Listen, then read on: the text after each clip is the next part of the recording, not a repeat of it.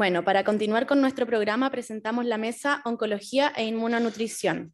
Actualmente el cáncer es la segunda causa de muerte de la población chilena, proyectándose que al final de la próxima década llegue a ser la primera causa de muerte en el país. Para el abordaje del cáncer, la alimentación y nutrición tiene un rol fundamental tanto en la prevención como en el tratamiento. Cada vez existe más evidencia sobre tipos de dietas y nutrientes que han demostrado beneficios para la prevención o tratamientos de esta enfermedad. Iniciaremos esta mesa entonces con el tema de superalimentos y cáncer, presentado por la nutricionista Paulina Onfray, quien es magíster en nutrición para la actividad y el deporte de la Universidad Mayor, diplomada en terapéutica en psiconutrición y bases de la psiconutrición, diplomada en docencia para la educación superior, diplomada en mindfulness y mindful eating, cineantropometrista Isaac nivel 2, cofundador de la Escuela Chilena de Psiconutrición y nutricionista del Centro Psiconutrición. Además, es docente de pre y posgrado de la Universidad Santo Tomás. Lamentablemente, Paulina hoy día no nos puede acompañar presencialmente, pero ha grabado la presentación para nosotros, la vamos a proyectar y escucharemos atentamente.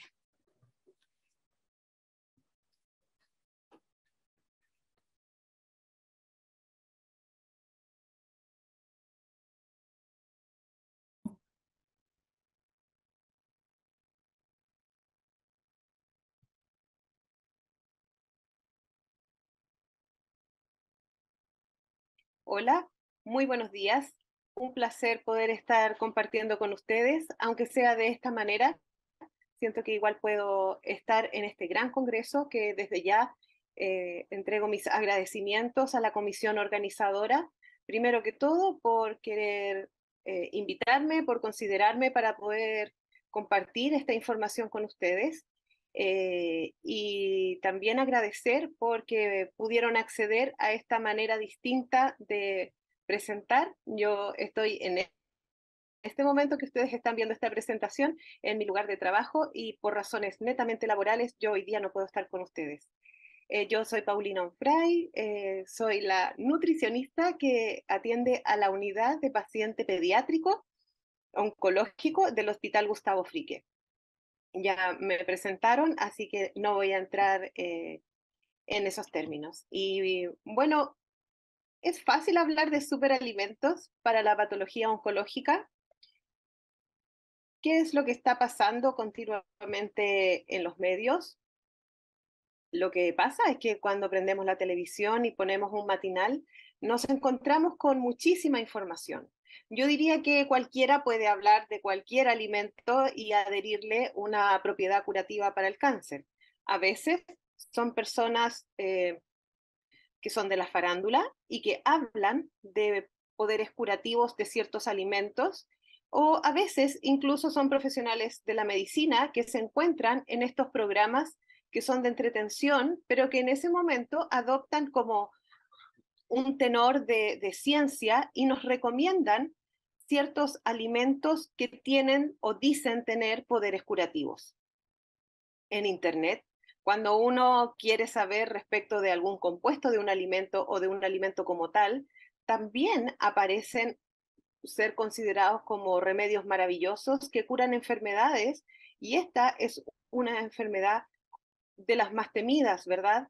Eh, Comparto el mismo concepto del libro Este es el emperador de todos los males. Por tanto, considerar que un alimento va a tener alguna participación positiva se constituye como una gran esperanza para el paciente y para su familia. Este tema no es primera vez que yo en particular lo abordo. Cuando nos reunimos las nutricionistas del Programa Infantil Nacional de Drogas Antineoplásicas y quisimos alinear nuestro conocimiento y poder establecer guías y orientar la praxis de una manera transversal a lo largo de todo el país, nos vimos en la necesidad de tener una presentación como la que yo les voy a hacer hoy día. Y dos colegas del Centro Clínico de Concepción, del Hospital Regional de Concepción y del Hospital Regional de Antofagasta, nos entregaron esta presentación y nos aclararon, porque muchas veces no solo el familiar y su familia, el paciente y su familia, perdón, tienen dudas respecto de esto, sino que también incluso los profesionales de la salud comenzamos a dudar si es que es así, porque bueno, se escuchó en la televisión hay muchos artículos en internet que lo dicen. Por tanto, quisimos desmitificar. Y eso es un poco lo que vamos a hacer hoy, y lo vamos a hacer partiendo con una pequeña encuesta que nosotros aplicamos a los padres respecto de este mismo tema. Y luego les quiero contar que para esta presentación nos van a ayudar dos de mis pacientes porque nos van a hacer preguntas. Valentina nos va a hacer una pregunta que no es de un alimento, que es de un mineral, pero que yo lo quise incluir porque también suena muchísimo, como que tiene un poder curativo en oncología.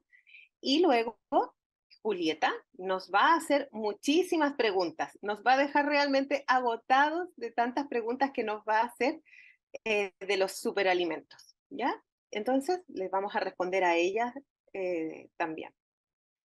Tengo que decir que cuento con la autorización de los padres de mis pacientes para mostrarlos hoy a ustedes, y también cuento con la autorización de mi paciente que estaba en la pantalla de inicio. Entonces, les decía yo que nosotros aplicamos una encuesta a los padres pertenecientes al Programa Infantil Nacional de Drogas Antineoplásicas, y esta encuesta tenía 4 preguntas. La primera pregunta era si le habían recomendado algún alimento o producto para ayudar al tratamiento oncológico de su hijo. Y si la respuesta era sí, que mencionara cuál alimento era. Todos los padres dijeron que les habían recomendado alimentos o productos, todos. Y cuando les preguntamos cuáles, dijeron que les habían recomendado el brócoli, la remolacha, la pata de gallina, la cúrcuma, la espinaca, el palo negro, el calanchoe, las ceolitas y la moringa. Y les habían recomendado no dar carne y leche, ¿ya? Algunos de estos mismos alimentos son los que entonces vamos a desmitificar en el día de hoy. La segunda pregunta decía, ¿cree usted que algún alimento tiene poder curativo para el cáncer? Y si la respuesta era sí, bueno, mencione cuál es ese alimento. Sin embargo, el 100% de los encuestados refería que no cree que ningún alimento en sí mejore el cáncer. En la pregunta 3 se le preguntaba si habían utilizado alguna hierba medicinal, si la habían utilizado porque algún familiar se la había recomendado, y el 100% de los encuestados refirió que no. Y la 4 era si había utilizado algún alimento para ayudar al tratamiento y en qué momento del tratamiento lo había utilizado, y el 100% dijo que no. Entonces, empecemos a revisar.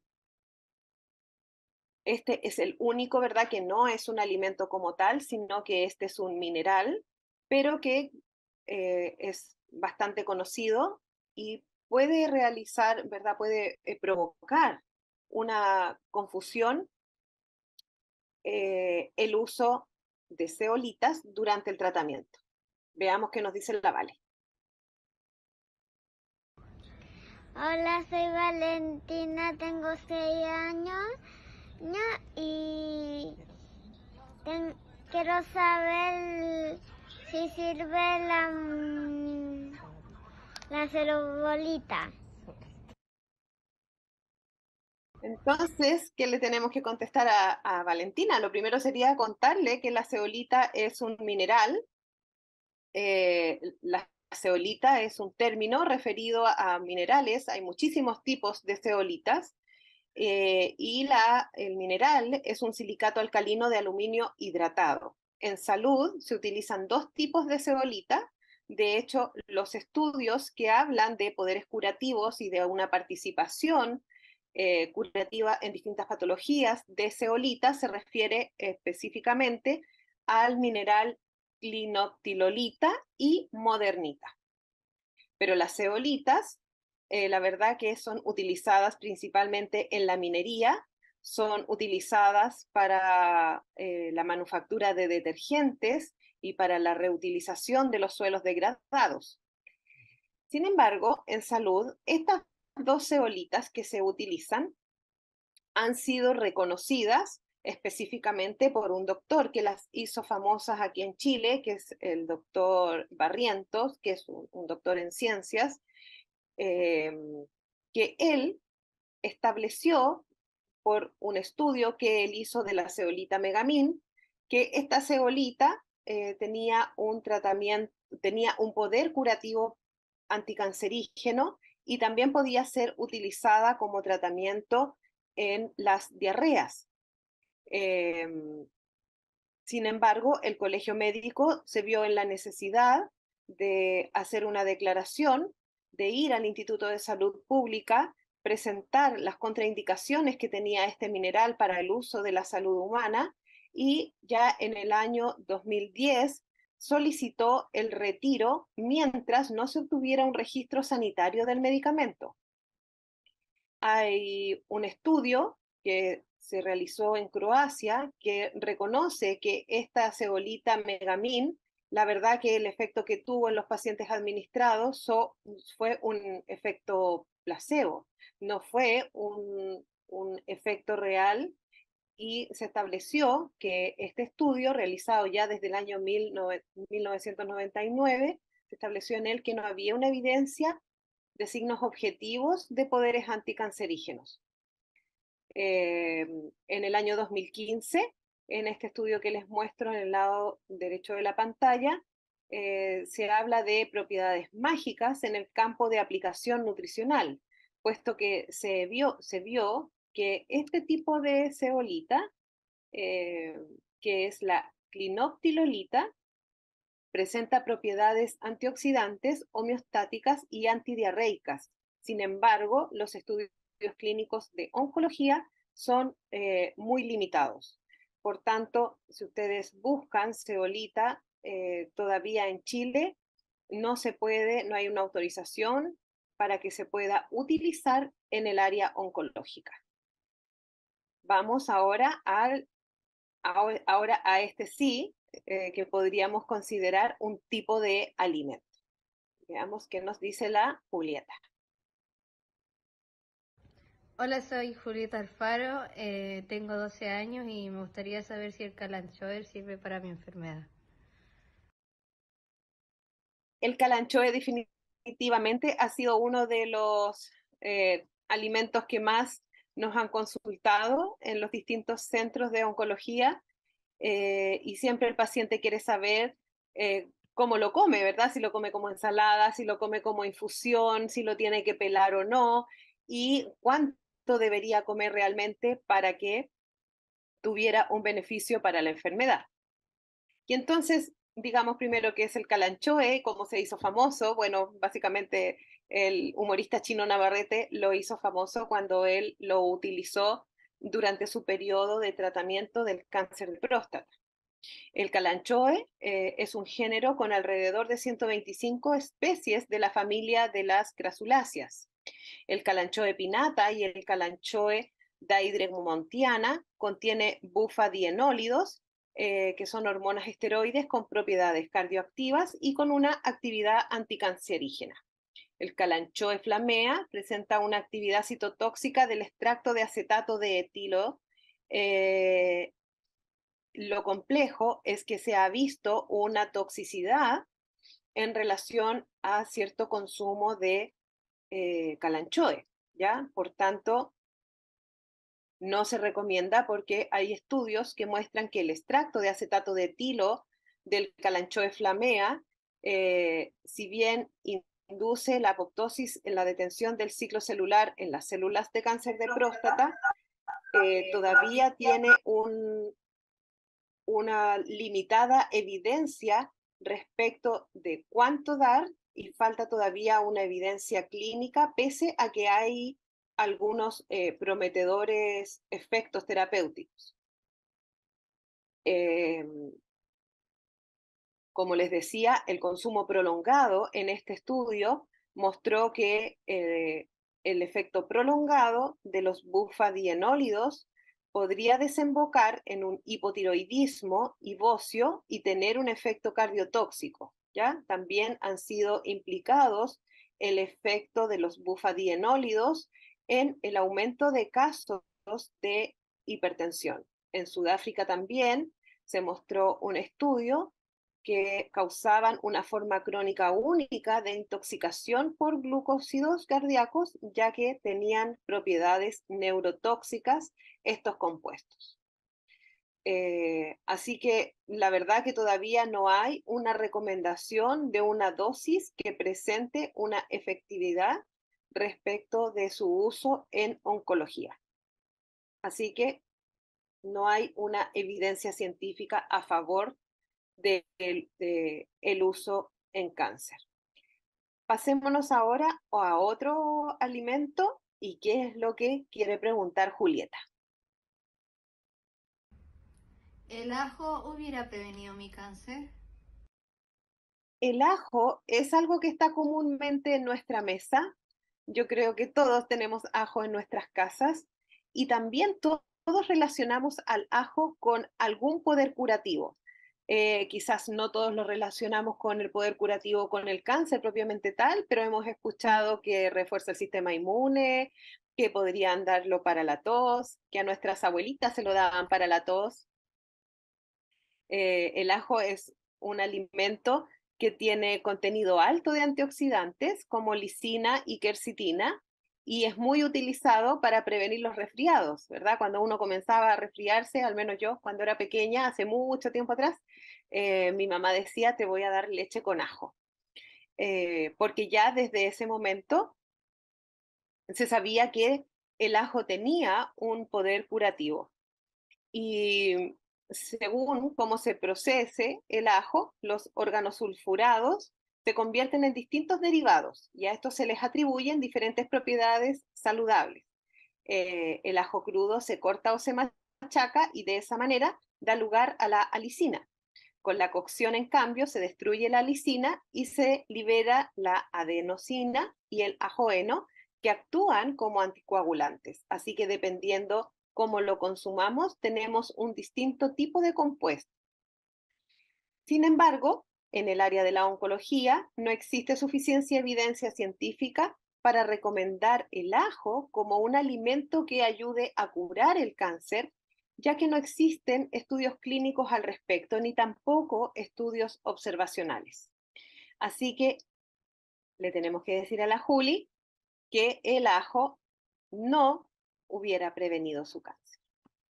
Además, el cáncer pediátrico, ¿verdad? No tiene un origen en los alimentos. El cáncer pediátrico es de origen embrionario. Así que ningún alimento que ella hubiera consumido hubiera prevenido el desarrollo de su enfermedad. Veamos qué quiere saber la Juli de la graviola. ¿La graviola sirve para curar o tener mejor calidad de vida durante el tratamiento del cáncer? Yo diría que la graviola es uno de los alimentos que tiene más estudios, ¿m? Sin duda. Bueno, la graviola es un árbol tropical que se llama Annona muricata. Tiene un componente bioactivo que son las acetogeninas anonáceas y estas acetogeninas anonáceas es selectivamente tóxico para células cancerosas, ¿ya? Y presenta una toxicidad, esta acetogenina, una toxicidad tanto para cáncer hepático, para cáncer de mama, para cáncer de próstata, para cáncer colorectal, para cáncer de pulmón, renal y pancreático. Hay numerosos estudios. Les digo, yo diría que este alimento es uno de los que presenta más estudios a favor de su utilización por su gran toxicidad para las células cancerosas, ¿ya?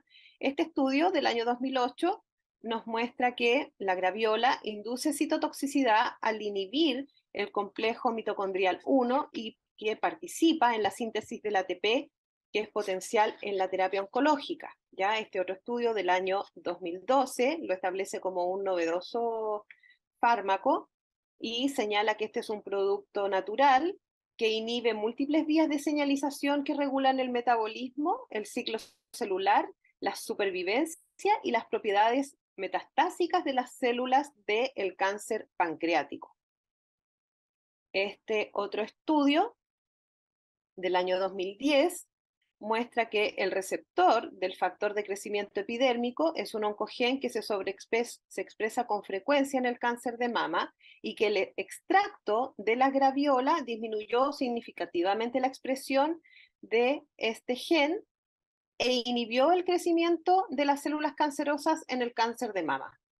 Este otro estudio del año 2014 nos muestra que las hojas de la graviola, porque eso también se ve muy continuamente, que no es solamente el fruto, sino que también son las hojas, el tallo y las semillas de muchos frutos los que tienen alguna evidencia de participación en la disminución de la toxicidad, ¿verdad?, en contra del cáncer. Este estudio del año 2014 muestra que el extracto del acetato de etilo, ¿verdad?, presente en las hojas de la graviola, tiene un efecto citotóxico significativo sobre las células del cáncer de colon, sobre la detención del ciclo celular y sobre la inducción de la apoptosis en este tipo de cáncer.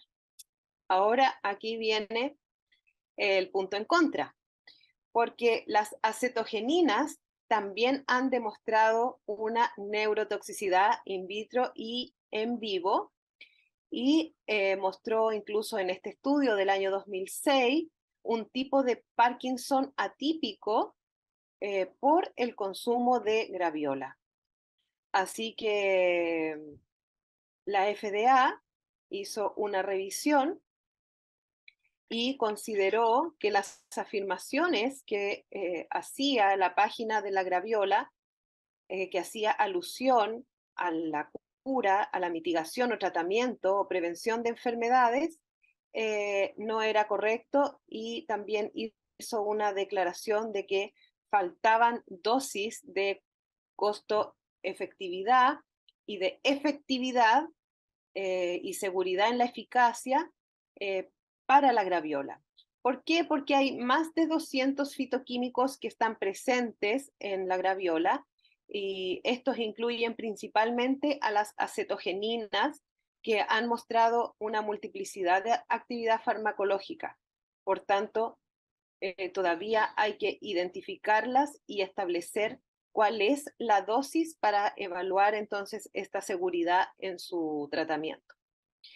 Dice que es necesario, ¿verdad? Los estudios señalan una revisión de Rady y Coles del año 2018, señala que hay que hacer una evaluación mucho más rigurosa de las partes distintas de la planta para poder aislar los compuestos bioactivos. Y señala también en conclusiones de ese estudio que los futuros estudios deberían centrarse en investigar las funciones bioquímicas y fisiológicas de los compuestos fitoquímicos. Ahora vamos entonces a escuchar nuevamente a la Juli, porque aquí nos quiere preguntar de algo que es bastante famoso. ¿Qué hay de cierto de que el palo negro cura mi enfermedad?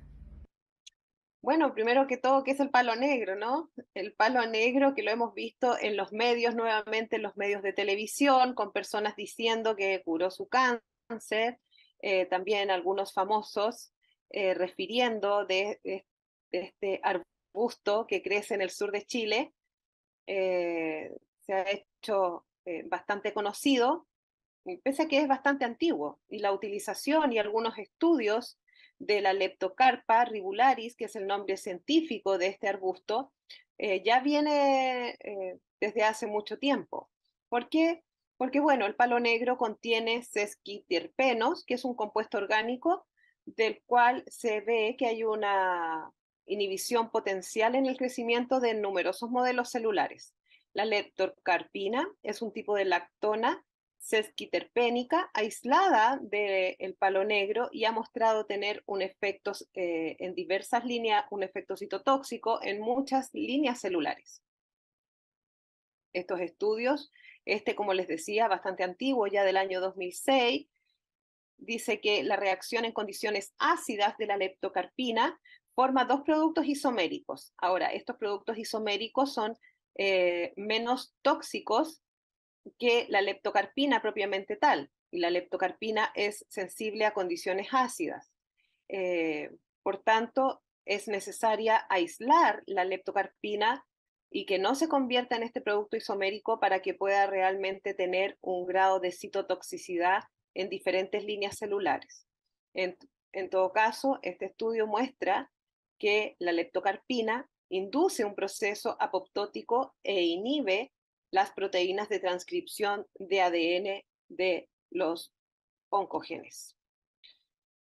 Veamos ahora esto tan conocido y que la Juli también conocía y nos quiso preguntar. ¿Qué tan real es que sirve el té verde? El té verde que ya lo venden en todos los supermercados, en las calles, en las ferias, que quizás muchos de nosotros tomamos té verde, es una infusión, ¿verdad? No es un alimento como tal, es una infusión que tiene el principio activo Camellia sinensis, que es alto en polifenoles. Los polifenoles incluyen un subgrupo conocido también como catequina, y el té verde posee esta catequina que es galato de epigalocatequina. Bueno, esta presentación está llena de nombres raros, ¿no? Por los compuestos activos y porque cada alimento también tiene un nombre y un principio activo. Bueno, las catequinas son antioxidantes potentes, quizás conocida por todos nosotros, y se sugirió que el polifenol del té verde puede inhibir la proliferación celular. De hecho, se hizo una gran revisión, una revisión Cochrane, que incluyó 51 estudios con más de 1.6 millones de participantes. O sea, es un tremendo N. Y bueno, que es lo que se vio ahí, que las pruebas a favor del té verde para reducir incidencia de cáncer hepático fueron súper limitadas, que en el cáncer de próstata los estudios observacionales y lo único que hubo es que hubo una disminución de la enzima convertidora de angiotensina y que también hubieron, o sea, eso le pasó a las personas, ¿verdad?, que tenían cáncer de próstata, se inhibió un poco la ECA, y también que las pruebas con respecto a la prevención de cáncer fueron absolutamente insuficientes y contradictorias, ¿ya? Por tanto, esta revisión sistemática dice que no se puede hacer una recomendación sólida respecto del consumo de té verde. Los indicios científicos actualmente acerca de beneficios potenciales de té verde y prevención de cáncer, entonces, son inconcluyentes. Veamos qué nos pregunta entonces ahora la Juli de otro alimento. ¿Las crucíferas qué son y me ayudarían para evitar un nuevo cáncer? Bueno, aquí tendríamos que decirle que las crucíferas son esos alimentos que ella consume normalmente.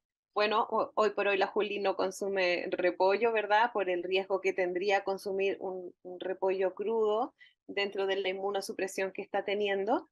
Sin embargo, sí consume brócoli y coliflor, Bruselas, ya que su papi cocina súper rico, su mami también.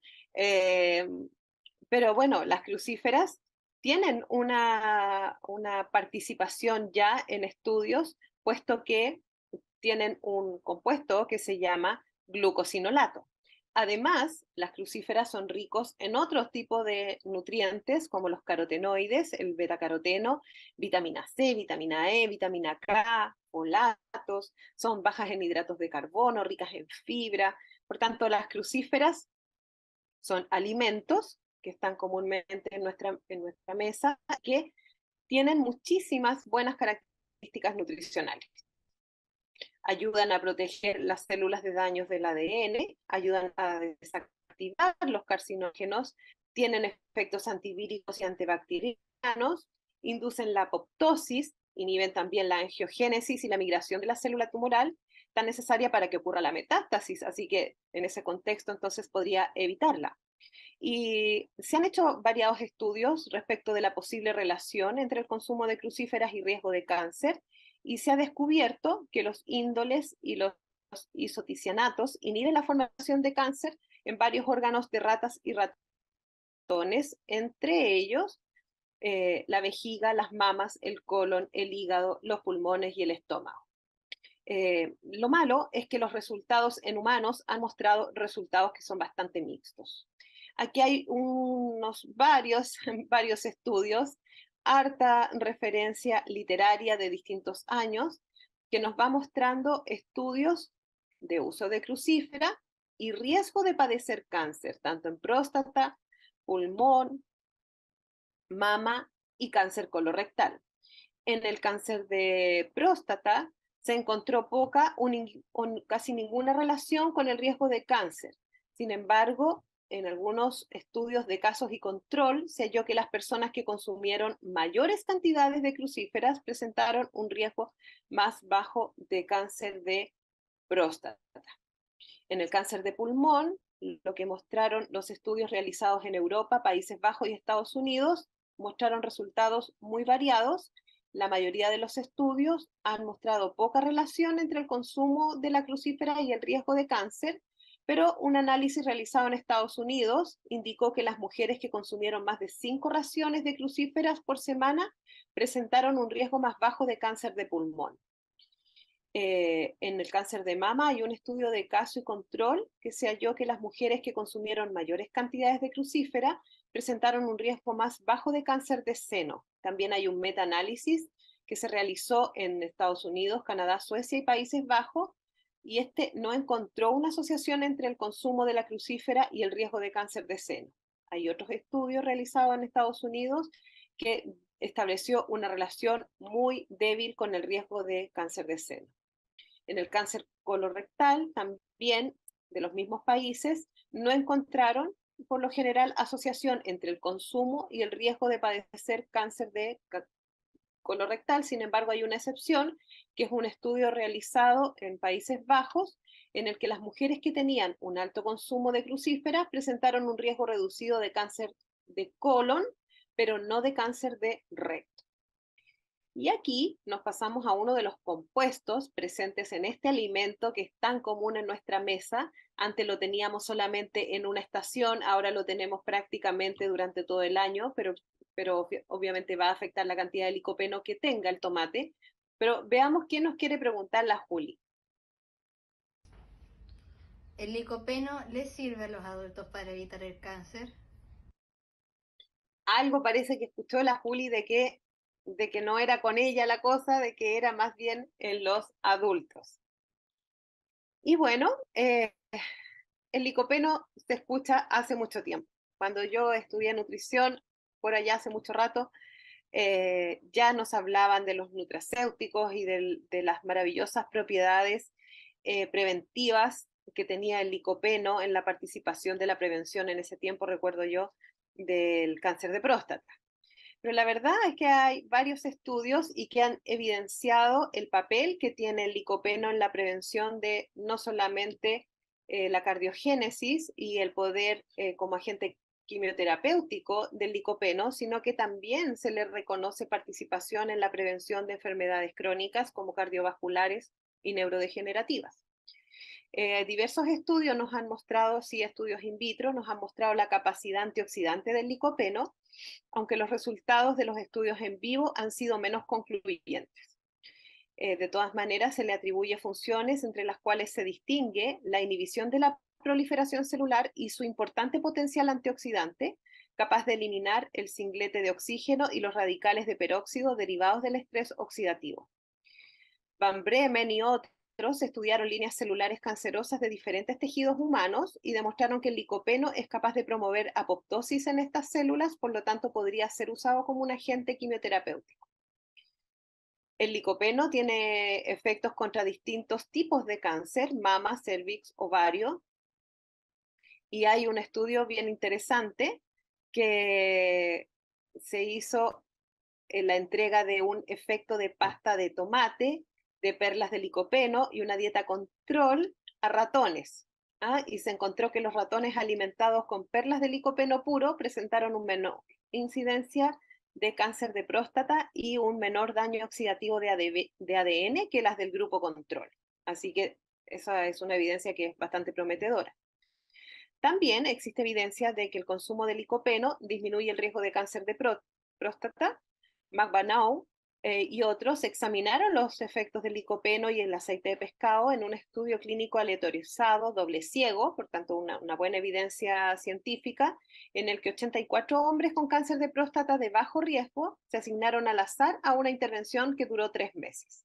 29 pacientes recibieron licopeno, 27 pacientes recibieron aceite de pescado y 28 pacientes recibieron placebo. Esto mostró que no hay una diferencia significativa en los genes individuales entre los 3 grupos, pero los análisis exploratorios pusieron de manifiesto vías de señalización en vivo que podrían estar moduladas por el licopeno, tales como las que ya les había mencionado, el estrés oxidativo mediado por el factor nuclear eritritoide. Veamos ahora qué más nos quiere preguntar la Juli. Dos. Y si hubiera comido mucha quinoa y cubio, ¿eso hubiera prevenido mi enfermedad? Bueno, nuevamente tenemos que decirle que no lo hubiera prevenido, pero sí le podemos contar qué nutrientes tienen y cuál es la participación en la prevención del cáncer. El cubio tiene glucosinolatos, ¿ya? Y es un tubérculo propio de los Andes centrales y se cultiva y se consume en países como Colombia, Ecuador, Perú y Bolivia. Este es conocido y llamado papa amarga. Yo creo que ustedes en el Jumbo han visto la venta de este tipo de papa. Se utiliza, ¿verdad?, para alguna cocina gourmet. Y su uso radica en ser el complemento de muchos platos principales. Al igual que la quinoa, entonces también contiene nutrientes que favorecen. En el caso de la quinoa contiene gran cantidad de flavonoides como quercitina y el camfoferol. Y hay muchos tipos de quinoa, ¿verdad? Tenemos la quinoa roja, la quinoa negra, la quinoa de marfil oscuro. Y varios estudios nos han indicado que en las hojas de la quinoa podría haber una potencial fuente de compuestos fenólicos que se caracteriza por un amplio espectro de actividades biológicas que incluyen un potencial poder antioxidante y efecto citostático, al igual que los glucosinolatos que ya los revisamos en la presentación. Debido a que se ha sugerido el alto potencial nutracéutico de estos compuestos, las observaciones sugieren que las hojas de la quinoa podrían, en una dieta estándar, como verdura de hoja verde, nutritivamente valiosa. Por tanto, para terminar, algunas conclusiones finales. Una buena alimentación puede prevenir el cáncer, pero no hay ningún alimento que por sí solo pueda curarlo o prevenirlo como tal. No existe suficiente evidencia científica hasta el momento que lo avale. Los extractos de las plantas son extremadamente complejos y tratar de obtener de la planta un compuesto único útil para fines farmacéuticos es muy difícil, consume mucho tiempo y es una propuesta bastante costosa. Una de las cosas que siempre señalan los defensores de los productos naturales es el hecho de que el extracto complejo puede dar beneficios que no se pueden conseguir mediante el uso de los componentes individuales. También creemos que se debe tener precaución, ya que aunque muchos suplementos dietéticos y algunos fármacos de prescripción proceden de fuentes naturales, no siempre natural va a significar seguro. Las investigaciones de alimentos milagrosos en su mayoría se han realizado en animales, in vitro y o in vivo, pero no en humanos. Existe mucha desinformación aún que proviene de Internet, como es el caso que estamos viendo continuamente en la televisión y en las redes, y esto genera una confusión en los pacientes, en los familiares e incluso en los profesionales de la salud. ¿Por qué? Porque nos crean expectativas falsas de que la enfermedad puede curarse a través de estas sustancias. A pesar de la falta de datos en humanos, muchos sitios promueven alimentos para pacientes con cáncer basados en el uso tradicional y en estudios in vitro. Sin embargo, la recomendación es consumir con precaución, dado que no hay evidencia de seguridad y eficacia. La información científica, para terminar, disponible, permite concluir que no existen resultados experimentales que respalden la supuesta milagrosa acción anticancerígena ni la seguridad de los alimentos mencionados y sus derivados, de lo que circula en Internet, mucha información que está promoviendo el consumo. Las investigaciones publicadas sobre actividad anticancerígena han sido realizadas nuevamente los refuerzos en cultivos celulares in vitro y con principios activos extraídos de parte de la planta, principalmente sus semillas y hojas. Para concluir, quisiera recalcar y reforzar que el superalimento no es uno, que el superalimento es una alimentación completa, saludable, variada, equilibrada, que ojalá sea recomendada por un profesional de la nutrición como es el que está hoy día escuchando esta presentación. ¿Podemos asesorar al paciente que padece cáncer? Sí, todos. Todos podemos asesorarlo, todos los que estamos aquí, que conocemos cómo es un plan de alimentación saludable variada en alta cantidad de frutas y verduras, en cantidad de lácteos al día, y no tenemos que ser expertos en cáncer para saber promover 4 tiempos de alimentación con 2 colaciones, alimentación fraccionada, poder promover una alimentación saludable tanto para prevenir el cáncer como durante todo el tratamiento. Este año, en septiembre del 2022 de este año, se ha publicado la primera guía nutricional para el paciente pediátrico oncológico, que los invito a poder revisar, a poder ponerla en práctica con sus pacientes, a poder socializarla para que podamos todos estar alineados en el mismo ejercicio de esta maravillosa profesión. Muchas gracias.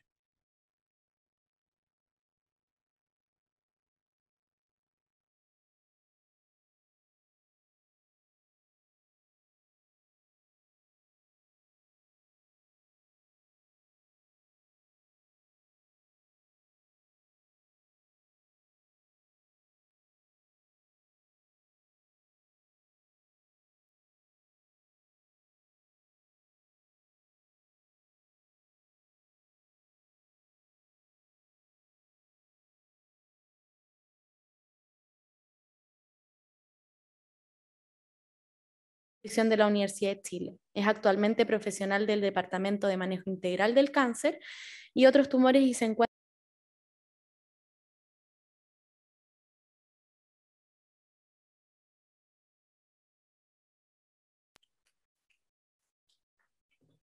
Hola a todas y todos, buenas tardes ya casi. Muchas gracias por la presentación, Cata. Gracias a la organización por la invitación, la verdad. Me siento un poco en casa porque yo partí trabajando, fue uno de mis primeros trabajos acá en la Alemana, así que estoy muy contenta de que me hayan invitado, así que muchas gracias por la invitación. Voy a poner mi torpedo con mi tiempo para no extenderme. Bueno, la invitación era para exponer algún tema específico en cáncer y me pareció súper adecuado poder compartir con ustedes las últimas guías que se han publicado en temas de cáncer. La presentación inicial era solamente las guías ESPEN y ESMO del año 2021, pero en agosto de este año se publicaron las guías ASCO, así que traté como de agregarlas al final, como cortitos, porque me pareció también importante, porque además son unas guías bastante cortas. Para la próxima me ponen un pisito porque soy chica. Ya. Entonces, bueno, la ESPEN es la Sociedad Europea de Nutrición Enteral y Parenteral, la ESMO, la Sociedad Europea de Oncología Médica, y la ASCO es la American Society of Clinical Oncology, la Sociedad Americana de Oncología Médica, básicamente. Entonces, vamos a revisar un poco qué dicen estas guías. En general, son guías bastante prácticas que van bien al callo con la... ¡Ah, qué amoroso! Ahora sí, sí, ahora me veo, me pueden ver, porque yo creo que en la primera fila no veía ni por si acaso. Ya. Entonces, vamos a ver estas 3 guías. Como les decía, son guías que van súper como al callo. Personalmente, a mí la que más me gusta es la ESPEN, porque es muy clara, muy precisa y además hace unos flujogramas que son como muy prácticos para poder ocupar como en la vida diaria, ¿ya? Yo les puse acá el QR de cada una de las guías que estamos presentando para que las puedan escanear. Son todas guías gratuitas, así que ustedes la pinchan con la cámara y las descargan a un tiro, así que ahí les dejo unos segunditos para que las puedan descargar. Esta guía es la actualización de la guía 2016-2017, ya que fue la primera que se publicó en esa fecha, que la publicó la Sociedad Europea de Nutrición Enteral y Parenteral, siempre con grandes próceres, Muscaritoli, la Jan Arens también, ella siempre está en todas las guías de cáncer, y de hecho la siguiente, la principal autora es ella. Los puntos como importantes de esta guía de práctica clínica es que se toma la base de la guía del 2017, son 43 recomendaciones, cada una con una recomendación específica con las preguntas basadas en población, intervención, comparación y outcome. En el fondo tienen una estructura base y son formadas en la metodología GRADE, que es una metodología como bien estricta para hacer guías de práctica clínica. Entonces, eso nos da un poco como luces de la rigurosidad del proceso de búsqueda de evidencia y de presentación de las recomendaciones. Y como les decía, un punto importante es que tiene flujogramas para favorecer la práctica clínica. Entonces acá podemos ver que esta es como la panorámica general, donde se pueden mostrar todos los puntos. ¿Se ve el cursor? Sí, gracias. Se ven todos los puntos que aborda esta guía. Entonces se divide básicamente en dos grandes partes. Uno, todos los conceptos generales que son transversales a todos los pacientes oncológicos, y aquí encontramos evaluación, tamizaje, requerimiento energético, intervenciones nutricionales, ejercicio y farmaconutrientes, y además todas las otras intervenciones que son específicas para ciertas poblaciones de pacientes oncológicos. Me parece muy importante como mostrar como en esta gran panorámica que hay puntos que son críticos y que no estaban mencionados previamente y que ahora sí se mencionan, que son, por ejemplo, el ejercicio, y eso también es un punto de coincidencia con la guía de la ESMO que la vamos a mostrar después. Antiguamente no se consideraba el ejercicio dentro de las recomendaciones de alimentación y de nutrición, hoy día sí, porque se sabe que es importante el trabajo en conjunto. Y además, otro punto súper importante de esta guía es que considera a los pacientes que están sometidos a quimioterapia, oncología médica, pero también aborda el enfoque de paliativo con tratamiento activo, que eso es un gran quiebre en la guía del 2017 con la actual. Porque antiguamente teníamos la idea de que el paciente en cuidados paliativos era un paciente en fin de vida, que no teníamos que hacer absolutamente nada, solamente confort. Y hoy día las tecnologías y las terapias han avanzado tanto que tenemos pacientes en cuidados paliativos, pero cuyo enfoque no es que se cure del cáncer, pero sí podemos alargarles la vida 2, incluso 3 años con terapias, con quimioterapia o con radioterapia, con alguna otra terapia también que se pueda implementar. Entonces ya no tenemos este concepto del paciente paliativo en fin de vida, sino que es un paciente paliativo, pero que todavía tiene un tratamiento activo, y esos pacientes tenemos que ir básicamente con todo. Entonces, como recomendaciones generales, y esto es como lo clásico, la verdad, todos los pacientes, y esto no solo en cáncer, todos los pacientes oncológicos deben ser tamizados y se les debe realizar una evaluación nutricional en aquellos que tengan alguna alteración. Y con respecto a los requerimientos, siempre se menciona que la calorimetría indirecta, por supuesto, es el gold standard para la determinación, pero partimos con 25 a 30 calorías, y eso también es como distinto, porque nosotros habitualmente sabemos que el paciente oncológico es un paciente con requerimiento energético muy elevado. Sin embargo, hoy día los estudios al momento del diagnóstico muestran que estos pacientes pueden tener requerimientos energéticos muy similares a un sujeto sano. Por lo tanto, la indicación es partir con 25 a 30 calorías y después ir incrementando de acuerdo a la tolerancia.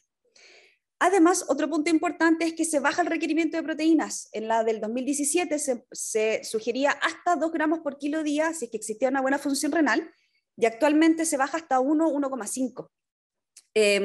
No ahondan la verdad en el por qué, y ahí también yo creo que hay como un pequeño como gap o como un espacio el por qué bajaron un poco la cantidad de proteínas, pero por lo menos en esta guía recomiendan hasta 1,5 gramos de proteína por kilo, ¿ya? Con respecto al uso de vitaminas, se mantiene un poco la misma recomendación de antes, solo se tiene que dar en pacientes que tengan algún claro déficit y no se deben utilizar vitaminas en sobredosis o en dosis más altas de las que están recomendadas. Y otro punto importante con respecto como a la pérdida a los pacientes que están perdiendo peso, es que aquellos pacientes que tengan clara insulinoresistencia y estén con una pérdida de peso, se recomienda el aumento del consumo de grasas y en el fondo reducir el consumo de carbohidratos. Dentro de las intervenciones nutricionales específicas, transversales para todos los pacientes, la primera en el fondo muestran como una escala. Lo primero es, obviamente, intervención nutricional y consejería nutricional con el uso de suplementos, ¿ya? Y otro punto importante es que esta guía no recomienda el uso de dietas restrictivas en pacientes con o sin malnutrición, o sea, con o sin desnutrición presente.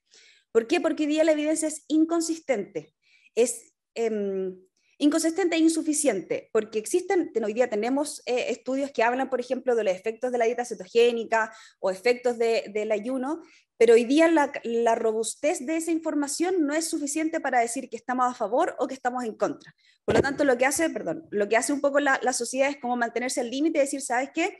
Hoy día no hay como suficiente evidencia para decir que esto sí o que esto no. Entonces, se abstiene y no hay en el fondo una recomendación específicamente de alguna dieta específica, ¿ya? Porque también, como decía Paulina previamente, la mejor alimentación es una alimentación un poco más sana y más equilibrada. Ahí Paula después nos va a presentar la evidencia que hay en dietas basadas en plantas, que también es algo relativamente nuevo. Entonces, hoy día la recomendación es una dieta más equilibrada y también de acuerdo a la tolerancia de cada paciente. Los pacientes oncológicos son súper diversos, incluso teniendo el mismo tratamiento y la misma intervención quirúrgica. Hemos tenido pacientes con gastrectomías que tienen súper buena tolerancia y otros que no. Es súper individualizada la indicación, ¿ya? Bueno, y con respecto al ayuno específicamente, hay algunos estudios, muy pocos. Los estudios en ayuno intermitente son complejos de hacer porque son de difícil tolerancia para la mayor cantidad de la población, más aún en pacientes oncológicos, porque puede además existir, junto también, que con eso se parece a la dieta cetogénica, pueden inducir pérdida de peso. Y los pacientes oncológicos en tratamiento, la pérdida de peso es muy crítica porque puede ser interpretada como una toxicidad al tratamiento, y eso implica que se tenga que suspender el tratamiento oncológico. Por eso es que estudios de este tipo de dieta cetogénica o de ayuno son difíciles de realizar en una población de pacientes oncológicos. Y este es otro punto también importante, las recomendaciones de ejercicio. Acá la ESPEN se lanzó directamente con recomendar ejercicio físico en los pacientes oncológicos, que hasta hace un par de años atrás era un tema bastante controversial. Específicamente, voy a ver cómo voy con el tiempo. Ya, vamos. Específicamente porque teníamos esta concepción de que el paciente oncológico es frágil y que no puede hacer mucho, que no se mueva, pero hoy día tenemos claridad de que el ejercicio físico no solo mejora parámetros como la fatiga, como la calidad de vida, sino que incluso tiene un efecto cardioprotector frente a las terapias oncológicas. Hoy día la recomendación de ejercicio de fuerza, y eso probablemente algún kinesiólogo o fisiatra lo puede hablar con mucha más soltura, tenemos antecedentes y tenemos evidencia dura y clara de que el paciente que realiza ejercicio físico durante su tratamiento tiene menor cardiotoxicidad en los tratamientos oncológicos, ¿ya? Entonces, hoy día la recomendación es el paciente oncológico que pueda, que haga ejercicio idealmente supervisado, ¿ya? Y derechamente acá se lanzan con una recomendación, o sea, se recomienda el entrenamiento moderado e intenso con un 50-75% de la capacidad de la frecuencia máxima, 3 veces por semana a 10 a 60 minutos por sesión. ¿Ya? ¿Y cuáles son los beneficios de esta recomendación? La reducción de la fatiga, mejorar la calidad de vida y la autoestima, la capacidad aeróbica y además preserva la masa muscular. Tengamos siempre en consideración que la masa muscular no se crea solo por comer más proteína, sino que es por movimiento. Por lo tanto, no nos sirve de mucho darle 1,5 o incluso 2 gramos de proteína a un paciente si el paciente no se mueve, ¿ya? Por eso es muy importante el tratamiento multimodal, que también lo vamos a ver después. Y en intervenciones especiales, quiero, como les digo, como la presentación es un poco más larga, traté de ir como los puntos más claves de estas guías. Cuando hablamos ya de intervenciones especiales en cirugía, hay como dos grandes ramas. Uno, todos los pacientes que sean sometidos a una cirugía oncológica debiesen seguir el protocolo ERAS. No sé si aquí alguien conoce los protocolos ERAS o les suenan los protocolos ERAS. Sí, la Karen, muy bien, sí, ya, muy bien, manitos levantadas. Ya. Los protocolos ERAS son un protocolo de recuperación acelerada en cirugía. Es un conjunto de acciones que hace todo un equipo multidisciplinario, dentro de las cuales hay puntos de nutrición, donde está el ayuno, la disminución de los tiempos de ayuno, 6 horas de ayuno de sólidos, 4 horas de ayuno de líquidos, con cargas de carbohidratos preoperatorias que disminuyen finalmente la hiperglicemia postquirúrgica, como varias cosas, realimentación precoz, etc. pero eso tiene que estar enmarcado dentro de un protocolo. O sea, no sacamos nada nosotros con hacer intervenciones nutricionales del protocolo ERA si es que no existe todo el resto de las otras intervenciones. Hay tromboprofilaxis, temas de anestesia, de educación, etc. Entonces, lo que dice esta guía es que finalmente tenemos que apuntar a que se implementen protocolos ERAs en los centros que operan pacientes oncológicos, y ahí hay que apuntar a ciertas medidas nutricionales, ¿ya?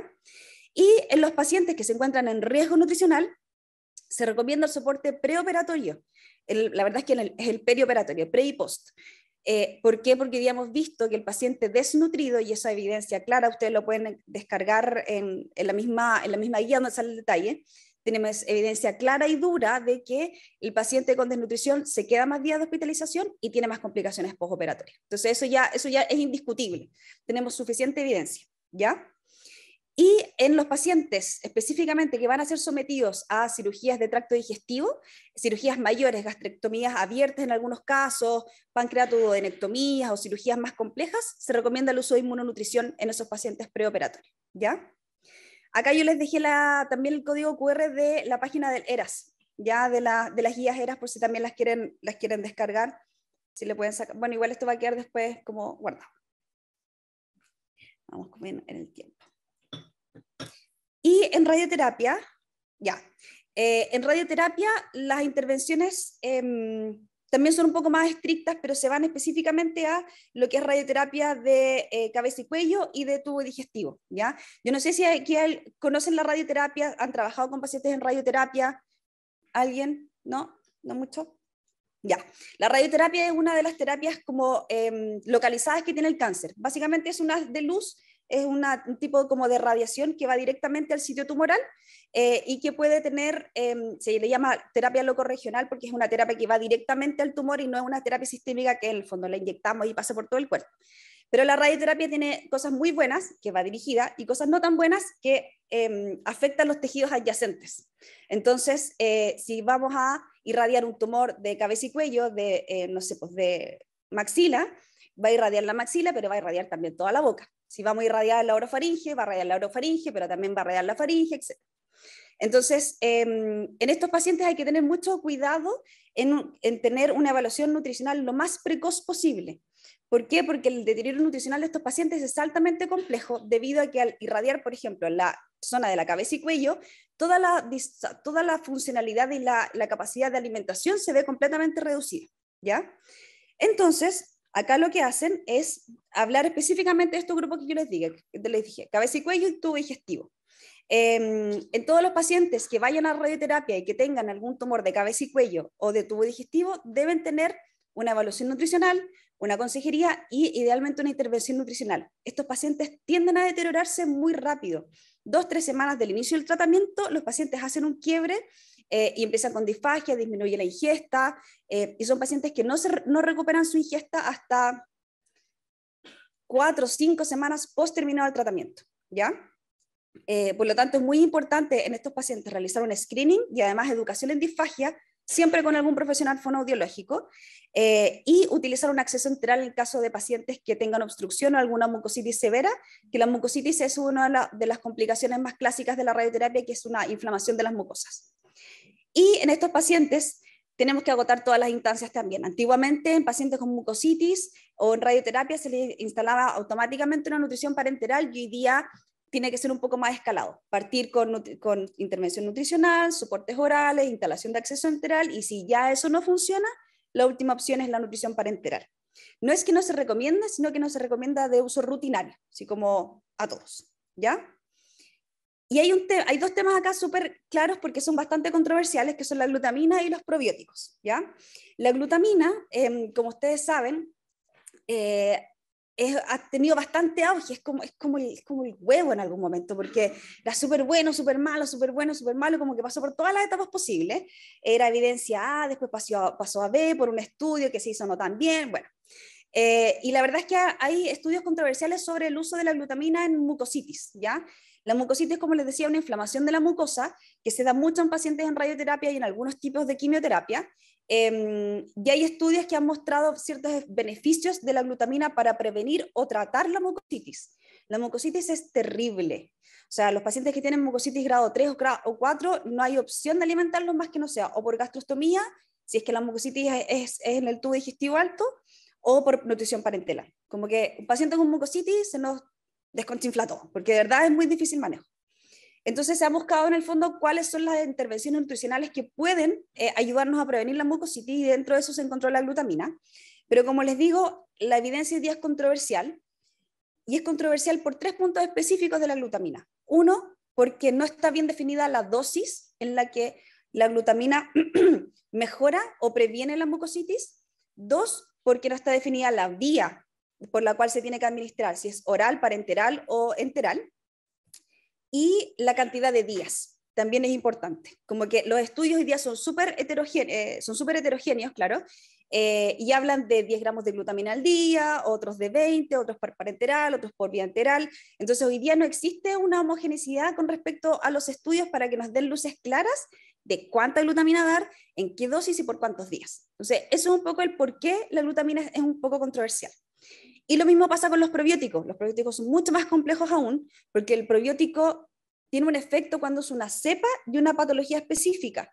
Hoy día tenemos una cantidad de probióticos impresionante en el mercado, donde tenemos distintas marcas, distintas cepas y distintas concentraciones. Entonces, ahí también es un poquito el problema de la evidencia de que no tenemos estandarizada la cepa, ni la dosis, ni la cantidad. Y cuando hablamos de, ahora pasamos a lo que es oncología médica, que es quimioterapia en el fondo. Acá básicamente lo que habla, lo que les decía previamente, de que se incluye dentro de este grupo a los pacientes que son oncológicos en cuidados paliativos, pero con tratamiento activo. Es decir, yo tengo un paciente que tiene, por ejemplo, un cáncer gástrico que tiene metástasis, ya ese es un paciente que está con intención paliativa porque no tiene resolución con intención curativa, pero ese paciente con un cáncer gástrico con metástasis en otros órganos puede acceder a un tratamiento que le prolongue su vida por lo menos 1 o 2 años o incluso más, ¿ya? Y esos pacientes que están en tratamiento paliativo, pero con tratamiento oncológico activo, esos pacientes tienen que ser tratados igual que un paciente curativo. No es un paciente en fin de vida, eso es un paciente que requiere intervención full. Por lo tanto, vamos a hacer intervención nutricional, vamos a hacer consejería, la instalación de una nutrición enteral es un poco más compleja, pero en el fondo lo que voy es que tenemos que tratarlos igual que un paciente con intención curativa, ¿ya? Por supuesto, también se recomienda el uso de suplementos orales, y lo mismo también con la glutamina, hay evidencia inconsistente todavía, ¿ya? Lo de trasplante hematopoyético, yo creo que lo podríamos revisar en otra ocasión porque es un poco más largo y complejo, y son el N también de pacientes mucho más chiquititos. Y como les decía, otro punto también importante, además de la parte paliativa, los pacientes sobrevivientes. Las tecnologías hoy día, la evidencia, la medicina y los tratamientos han avanzado tanto que ya estamos hablando de sobrevivientes de cáncer. Las tasas de mortalidad hace 15 años atrás eran mucho más altas. El paciente se diagnosticaba muy tarde, se trataba mal y por lo tanto se nos morían más. Hoy día no es así. Hoy día en Chile tenemos tasas de sobrevida a los 5 años alrededor del 55-60%, y en cáncer infantil, la Paulina lo podría haber dicho más, en cáncer infantil tenemos tasas de sobrevida sobre el 70% a los 5 años, que son iguales a los países desarrollados. Entonces estamos mejorando las tasas de sobrevida, por lo tanto nos tenemos que preocupar de los pacientes oncológicos que sobreviven, ¿ya? Entonces, ¿qué es lo que tenemos que apuntar ahí? A educación, prevención con el fondo terciaria. Mejorar alimentación saludable, ejercicio físico y eliminar ciertos alimentos que ya tenemos evidencia de que sí son carcinogénicos. Hay evidencia patria a la chuña de que las carnes procesadas son carcinogénicas, las carnes rojas son probablemente carcinogénicas, que el consumo de líquidos sobre 65 grados tiene un potencial carcinogénico para el cáncer de esófago, que el alcohol es muy carcinogénico, lo siento mucho, pero lo es. Pero en el fondo tenemos que apuntar a educar a los pacientes también a una prevención terciaria, ¿ya? Soy la más impopular con el tema del alcohol, pero bueno. Eso. Ya, esa fue la primera guía, que es la ESPEN, que era, entre comillas, mi favorita. Y la segunda es la guía de práctica clínica de caquexia, de la ESMO, la Sociedad Europea de Oncología Médica. Está también del año pasado, del 2021. ¿Cómo voy en el tiempo? Regio. Ya. Ahí la pueden pinchar, ya. ¿Cuáles son los puntos claves de esta guía? Son 9. habla de la definición y el impacto de la caquexia, tamizaje y evaluación, la decisión de tratamiento, intervenciones nutricionales, recomendaciones de ejercicio, igual que la ESPEN, intervenciones farmacológicas. La ESPEN también hablaba de farmacología, pero no me quise meter en eso porque ya es mucho más largo. Y habla también, que esto me gustó mucho, de la comunicación con el paciente, del tratamiento multimodal y el cuidado multidisciplinario, que eso también es como muy distinto a las otras guías. Y esto también me gustó mucho. Creo que es súper difícil determinar en algunas ocasiones cuando un paciente requiere un tratamiento mucho más activo, cuando vamos limitando un poco las intervenciones o cuando ya pasamos derechamente a un cuidado en fin de vida. Ninguna guía ni ninguna sociedad se había pronunciado al respecto y ahora la ESMO lo hizo, ¿ya? Entonces nos da como una claridad sobre cuáles son relativamente ciertos puntos o ciertas temporalidades hacia dónde, con las que nosotros podemos trabajar para decidir cuál va a ser el enfoque nutricional que le vamos a dar a los pacientes.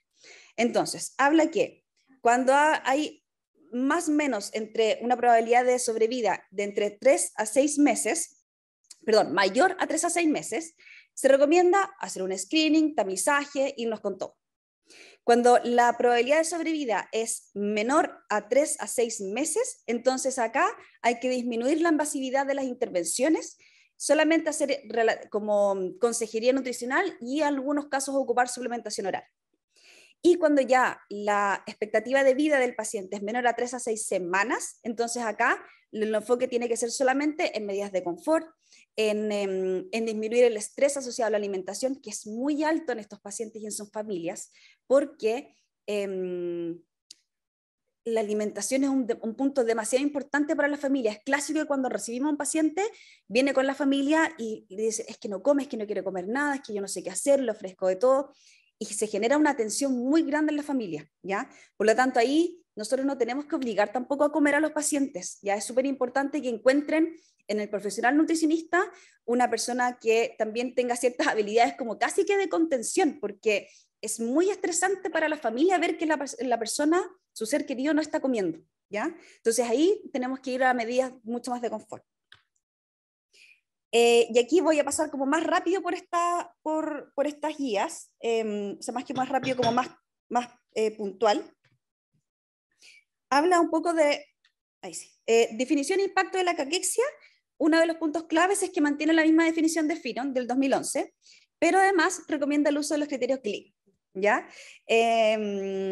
Y habla de definición del diagnóstico nutricional, y eso ahí me gustó mucho, bueno, de los GLIM y de esto, porque hasta hace, no sé, 5 años atrás, un poco más, no había ninguna definición clara de diagnóstico nutricional. Cada guía decía lo que quería, de nutrición severa, no tanto, moderada, era como bien como heterogéneo. Entonces acá ya por lo menos se casaron con una definición de desnutrición. Entonces básicamente lo importante es que se mantiene el consenso del 2011 de Firon y además sugiere el uso de los criterios clínicos. Con respecto al tamizaje y la evaluación, recomienda muchas herramientas, y yo puse, bueno, acá en este cuadro están todas las herramientas, pero acá yo puse como lo más crítico para nosotros. Habla de que hay que evaluar el estado nutricional, ¿ya? Y hay que evaluar la capacidad funcional. Eso es súper importante en oncología. ¿Por qué? Porque se miden a través de escalas. La que más se utiliza es la ECOG, que es de la OMS, que es una escala que va de 0 a 5 para determinar la funcionalidad de la persona. Y se ha visto que el ECOG se relaciona además con algunos resultados de las terapias. Entonces, cuando tenemos un paciente con un ECOG de 3 o 4, que es un paciente que está como, no llega a estar postrado, pero está más del 50% de su día acostado, ese es un paciente que está mucho más debilitado y que no necesariamente va a responder bien o a las terapias oncológicas o también a la terapia nutricional, ¿ya? Por eso es muy importante conocer estas escalas, y ahí en la misma guía también la pueden encontrar, ¿ya? Evaluar también barreras nutricionales, ¿ya? El impacto nutricional de los síntomas y disfunciones del tracto digestivo. Acá también es otro punto importante el estrés psicológico, no lo destaqué en esta, pero me parece súper importante porque, como les decía, el ambiente familiar que se genera por el estrés debido a la alimentación es muy complejo de manejar, y es muy difícil salir de ese círculo. Por eso es muy importante que nosotros podamos tener una educación alimentaria hacia el paciente y la familia en completo, ¿ya? Decisión de tratamiento. Esta es un poquito larga, pero me gusta mucho porque es súper clarificadora cuando uno va como punto por punto. Entonces, habíamos hablado primero de la temporalidad de sobrevida, ¿ya? Entonces, acá parte este flujograma para decidir cómo lo vamos a abordar a este paciente. Entonces, este paciente se espera que viva por más, tiene una expectativa de vida mayor a 3 a 6 meses. Si es así, entonces, screening, ¿ya? Si el screening sale alterado, ¿sí? Entonces tenemos que hacer una evaluación nutricional completa con los parámetros que vimos en la tabla anterior. Evaluación nutricional, evaluación metabólica. Acá esto es una guía, como decía la Paula el otro día, una guía europea. Tienen muchos más recursos que nosotros. Entonces evalúan también temas metabólicos, toman PCR porque sí, PCR, proteína C reactiva, o toman otros parámetros que nosotros acá podríamos tomarlos, pero el costo es mucho más alto. Evaluación funcional, impacto, o sea, síntomas de impacto nutricional, disfunción del tracto digestivo, etc. Entonces, en el fondo nos dicen que si el paciente tiene una expectativa de vida mayor a 3 a 6 meses, le hacemos un screening, sale alterado, le hacemos una evaluación nutricional, ¿qué tenemos que hacer? Hacer una intervención nutricional individualizada, ¿ya? Y tenemos que hacer una intervención nutricional también que vaya a minorar los síntomas, a mejorar el ejercicio, etc. Ahora, si el paciente no tiene una expectativa de vida superior a 3 a 6 meses, nos preguntamos, ¿el paciente o la familia tiene algún problema con la alimentación, como en el fondo este estrés alimentario en el ambiente? Si es así, entonces tenemos que hacer educación, tenemos que entregar consejería, tenemos que hablar de tratamiento de síntomas, ¿ya? Pero si el paciente no o la familia no tiene ninguna complejidad, entonces se tiene que reevaluar semanalmente, también muy europeo. Acá es imposible evaluarlo semanalmente, probablemente una vez al mes, ¿ya? Pero la gracia un poco de este flujograma es que nos da como luces de cuál es el camino que tenemos que tomar dependiendo de las características del paciente. Y bueno, este es un poco más complejo, o sea, como más difícil de leer porque también es largo, pero habla también un poco de las intervenciones nutricionales que tenemos que hacer dependiendo de los síntomas. Entonces habla, por ejemplo, del dolor abdominal, de la disfagia, de la disfunción disfunción del tracto digestivo y dolor abdominal, vómitos o mala absorción. Entonces, si acá tenemos un paciente con dolor abdominal, tenemos que tratar los síntomas y además hacer consejería alimentaria. Si el paciente tiene disfagia, tenemos que tratar la disfagia con un profesional adecuado para eso, en este caso fonoaudiología, y hacer, como les decía, la terapia con fono. Pero si estos pacientes finalmente tienen una mayor complejidad, hay que evaluar la instalación de algún acceso enteral, ¿ya? Como sonda nasogástrica o gastrostomía, ¿ya? Y en caso que ya los pacientes presenten vómitos y presenten una hiperemesis que no se resuelve, un síndrome de mala absorción muy complejo, producto de mucositis o resecciones intestinales, etc., entonces ahí ya tenemos que pensar en medidas mucho más invasivas, como la instalación de un catéter central y la instalación de nutrición parenteral. Y eso siempre, siempre, siempre tiene que ser con un médico. La terapia nutricional de parenteral es indicación médica, siempre, forever. Siempre lo recalco. Sí, porque parenteral se administra por vía venosa o por vía central. Ya. Y lo otro, y este punto, perdón, recomendaciones de ejercicio. Como les decía, la ESPEN también hace recomendaciones de ejercicio, porque tenemos claridad de que no nos va a aumentar la masa muscular porque comamos más proteínas, si no el guatón parrillero sería así un musculoso y eso no es así. Tenemos que hacer ejercicio, tenemos que comer más proteínas. Por lo tanto, el ejercicio físico, hoy día con la evidencia que tenemos, es bastante seguro mientras sea supervisado, ¿ya? Especialmente en pacientes con caquexia. Ya la caquexia como les decía, es muy, muy compleja y no se resuelve solo con la alimentación. Tiene que haber un tratamiento multimodal para mejorar la masa muscular y para mejorar la funcionalidad. ¿Y qué recomiendan? También bastante parecido a la ESPEN, ejercicio de fuerza, o sea, levantar un poquito de pesa, no es solo caminar, ejercicio de fuerza 2 a 3 veces por semana y ejercicio aeróbico. Y ya estoy terminando ya casi con esto, creo que estoy bien en la hora, pasa, ya. 3 puntos importantes, pero de los cuales me voy a enfocar en 2. Lo primero es la comunicación con pacientes y familiares. Es bien breve lo que describen ahí, pero es importante porque habla de que la comunicación tiene que ser fluida y tenemos que generar también un lazo con los pacientes. Como decía también antes la Paulina, hay una cantidad de cosas que salen de que todo es anticancerígeno o que todo da cáncer. Por lo tanto, es súper importante que la información que reciban tiene que ser de nosotros y de primera fuente, porque tenemos que desmitificar mucho la alimentación en torno al cáncer. Hay muchos mitos dando vuelta, la familia llega muy desesperada, que el primo le dijo eso, que el vecino le dijeron lo otro. Por lo tanto, es muy importante que generemos un lazo lo suficientemente basado en confianza para que ellos encuentren en nosotros la fuente principal de información sobre alimentación. Si nosotros le decimos si el paciente llega con, no sabe que estoy tomando graviola, y nosotros le decimos, no, pero esa cuestión no sirve para nada, el paciente va a buscar la información igual, lo que pasa es que la va a buscar en otra persona. Por lo tanto, tenemos que generar un lazo de confianza. Y del tratamiento multimodal, esto es como, para nosotros quizás puede ser como más clásico, pero la verdad es que la guía se pronuncia al respecto. Lo que les decía, que la intervención nutricional no sirve de mucho si es que no tenemos un ejercicio físico de lado, si es que no mejoramos la funcionalidad o la masa muscular, ¿ya? Los europeos, además, tienen acceso a otras cosas y además hacen estos tratamientos multimodales de intervención nutricional con ejercicio físico, pero además también apuntando algunas como terapias farmacológicas antiinflamatorias, usan harto omega 3 o utilizan algunos otros fármacos también que pueden mejorar un poco ciertos parámetros antiinflamatorios. Nosotros en general nos movemos acá entre intervención nutricional y entrenamiento físico, pero en Europa han hecho estas intervenciones y en general las tres cosas, intervención nutricional, físico y terapia antiinflamatoria, y han tenido igual buenos resultados en calidad de vida y en funcionalidad. Y esto, ya estoy terminando con esta guía, el modelo de enfoque integral del paciente. Y esto me encantó porque por fin una sociedad médica se pronuncia de la importancia del tratamiento integral del paciente. Entonces acá podemos ver que el paciente está en el centro y gran parte de lo que necesita el paciente es la familia o el cuidador. Y dentro de estos cuidados del paciente está el tamizaje, la evaluación, la nutrición, el diagnóstico, los síntomas de impacto nutricional, agentes farmacológicos, cuidado psicosocial, ejercicio e incluso, que me parece fantástico que por fin lo incluyan, como el cuidado espiritual, ¿ya? La religión del paciente, las creencias, etc. ¿Ya?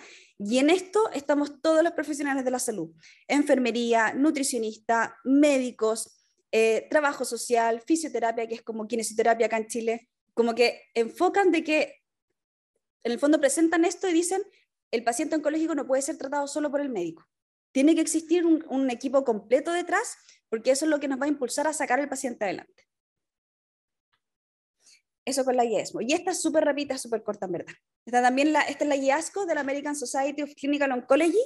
Esta salió ahora en, no me acuerdo si agosto o septiembre de este año. Y esta es mucho más precisa y concisa, porque habla de 3 preguntas muy claras y específicas. ¿Es el ejercicio físico durante el tratamiento? Perdón, ¿el ejercicio físico durante el tratamiento mejora de manera segura los desenlaces de calidad de vida, toxicidad y control del cáncer? ¿Consumir un patrón alimentario en particular durante el tratamiento del cáncer mejora los desenlaces, la toxicidad o el control del cáncer? Y las intervenciones que promueven la pérdida de peso, esto me pareció súper controversial, las intervenciones que promueven la pérdida de peso intencional o que evitan la ganancia de peso durante el tratamiento, ¿mejoran de manera segura la calidad de vida, la toxicidad de los tratamientos? Son esas 3 preguntas, son en el fondo ejercicio, intervención nutricional y pérdida de peso durante el tratamiento con los outcomes de calidad de vida, toxicidad y control del cáncer. ¿Y qué es lo que nos dice esta guía? Que el ejercicio físico mejora de manera segura. En general, la verdad es que sí, ya hay evidencia suficiente de que el ejercicio físico mejora la calidad de vida, disminuye la toxicidad del tratamiento, no necesariamente mejora el control del cáncer durante el tratamiento, pero sí tenemos evidencia de que la actividad física es un factor protector para el desarrollo del cáncer, a nivel primario en el fondo, ¿ya? O sea, sabemos que la gente sedentaria tiene mayor riesgo de cáncer y la gente físicamente activa tiene menor riesgo de cáncer. Por lo tanto, hoy día la recomendación es que el equipo de salud debe recomendar e instar a los pacientes a que hagan ejercicio, y es súper importante que el médico los derive, porque el paciente oncológico es muy como de, es que el médico no me dijo que tenía que hacer eso. Es que el médico no me mandó al kinesiólogo, que el médico no me mandó a la nutrición. Entonces, si no lo dice el médico, como que uno queda de manos amarradas. Por eso es importante que trabajemos como en equipo con médico, con enfermera, con quien, etc. y hacen además, perdón, una recomendación específica en los pacientes con cáncer pulmonar. Al parecer hay más evidencia de los beneficios del ejercicio físico preoperatorio en pacientes que son sometidos a cirugía o tratamiento por cáncer pulmonar. Y ahí también hacen hincapié de que todos estos pacientes tienen que ir a ejercicio, los pacientes con cáncer de pulmón, antes del tratamiento primario, deben tener una recomendación de ejercicio previo.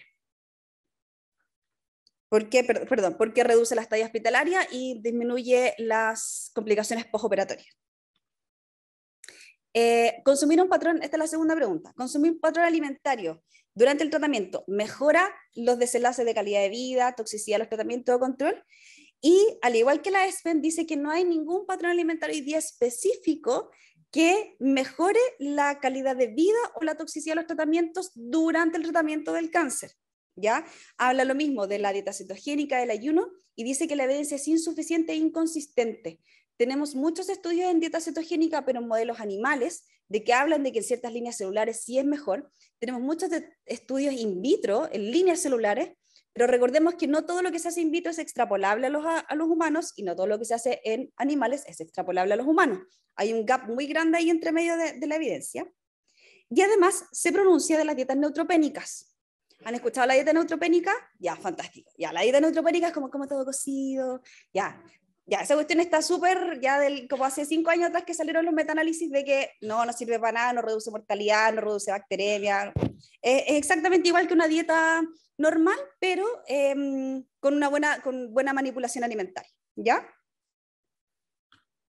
Y finalmente, las intervenciones que promueven la pérdida de peso intencional o evitan el aumento, mejoran la calidad de vida, la toxicidad o el control del cáncer, y también la evidencia es insuficiente. Hay estudios clínicos chiquititos en pacientes, en mujeres con cáncer de mama y en hombres con cáncer de próstata, estudios clínicos chiquititos de N de 25, 30 pacientes, que sí muestran algunas mejorías en la tolerancia a los tratamientos oncológicos cuando hay ciertas reducciones de peso. Pero todavía esos estudios son muy incipientes. Quizás en unos años más podamos ver un poco más de evidencia y podamos quizás recomendar pérdidas de peso en algunas poblaciones muy específicas. Pero todavía hoy día la evidencia no es lo suficiente como para poder decir, ¿sabes que sí, estos pacientes tienen que bajar de peso? Porque como les dije, la pérdida de peso durante el tratamiento oncológico se puede interpretar como una toxicidad al tratamiento, a la quimioterapia o a la radioterapia. Entonces es muy complejo que los pacientes bajen de peso durante el tratamiento, ¿ya? Y conclusiones, todas las guías hacen hincapié en la necesidad de tamizaje y evaluación nutricional. Se releva la importancia del ejercicio físico como parte fundamental del abordaje del paciente oncológico junto con la alimentación, y se destaca la necesidad de un trabajo multidisciplinario, que aborde las distintas dimensiones de la persona con cáncer. Muchas gracias.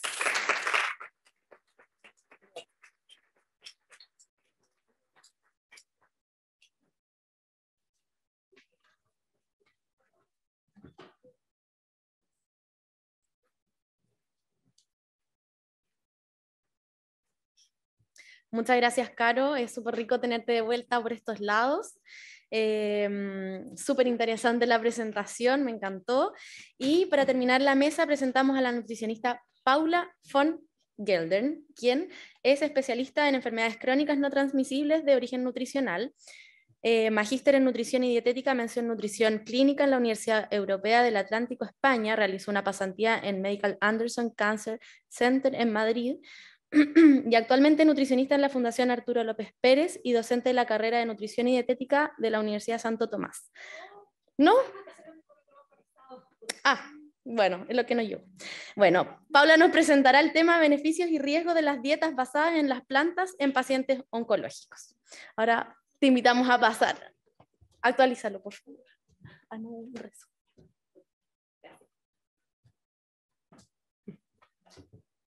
Hola, muy buenas tardes. Bueno, mi currículum ese era el antiguo. Yo soy docente actualmente de la Universidad Mayor, en realidad hace 10 años ya.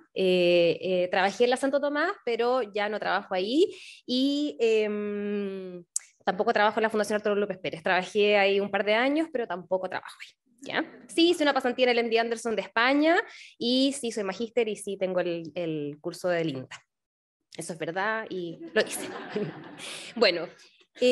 Muchas gracias por la invitación, de verdad estoy muy contenta de estar aquí, me encanta que sean jornadas de nutricionistas, que haya hartas personas, qué rico poder estar presencial también, bienvenidos a los que están ahí escuchándonos en streaming, demasiado moderno esto de estar como en dos lugares a la vez, y me encanta cerrar este módulo porque siento que es como que nos hubiéramos puesto de acuerdo con la Caro y con la Paulina, porque se van a dar cuenta que vamos a abordar algunas cosas,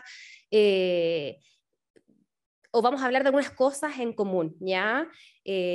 Dedicarse a la nutrición y oncología es un área que a mí me apasiona, me fascina, llevo 10 años ya dedicada a esta área, me encanta trabajar con pacientes oncológicos, pero a la vez también es un área que es súper difícil porque está la parte emocional, la carga emocional que trae la enfermedad y porque también hay muchos mitos, ¿ya? Sobre todo en la alimentación. Entonces, hay que tener paciencia, hay que ser estudioso para dedicarse a esto y hoy día, bueno, les voy a traer una presentación que me tocó realizar para el Congreso de Achinumet, pero le agregué algunas cositas que me pidieron que le pusiera para actualizarle y vamos a terminar con un video que me encanta siempre poner cuando hago o cuando hablo de nutrición y cáncer.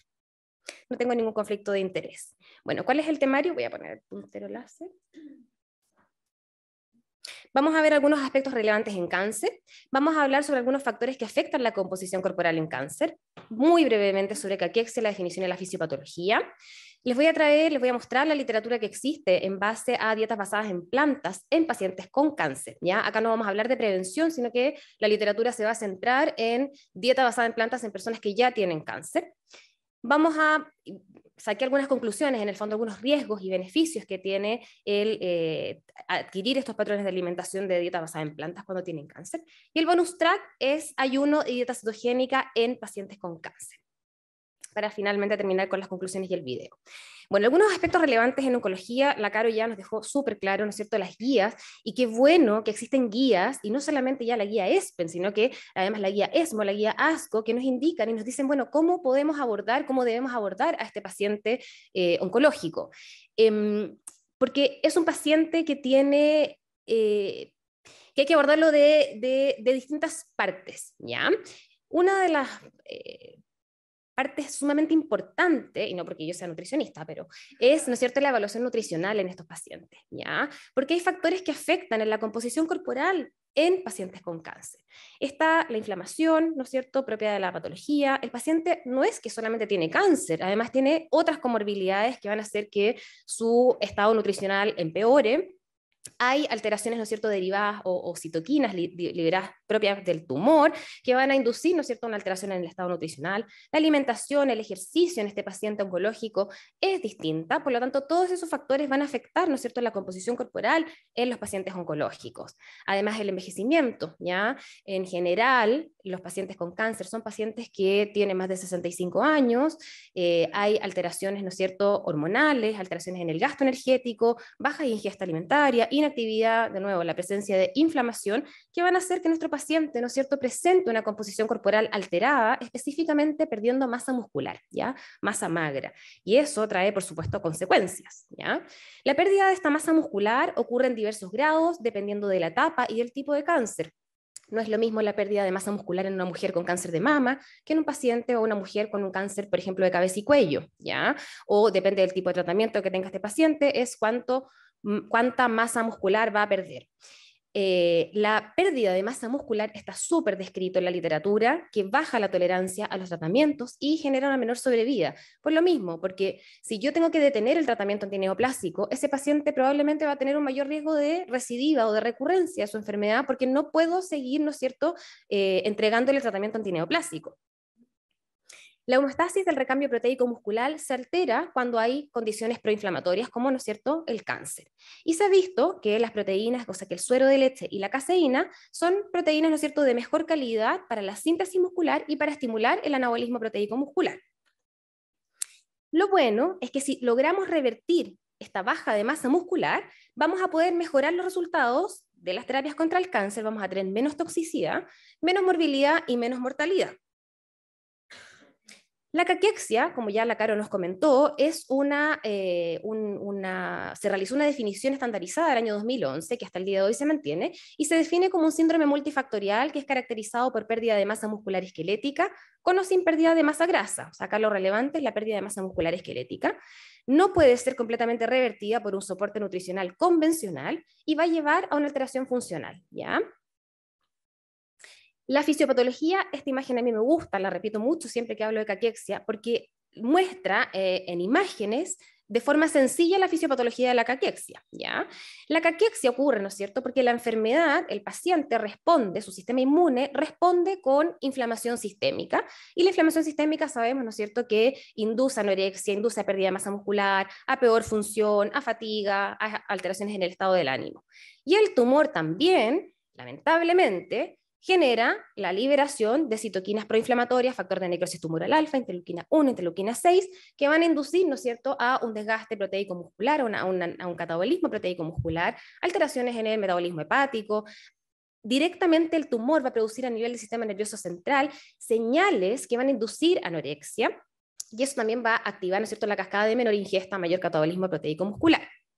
Y la caquexia en el año 2011, la definición se decidió además etapificar, o sea, entregar 3 etapas para poder orientarnos y decirnos, bueno, ¿dónde está nuestro paciente?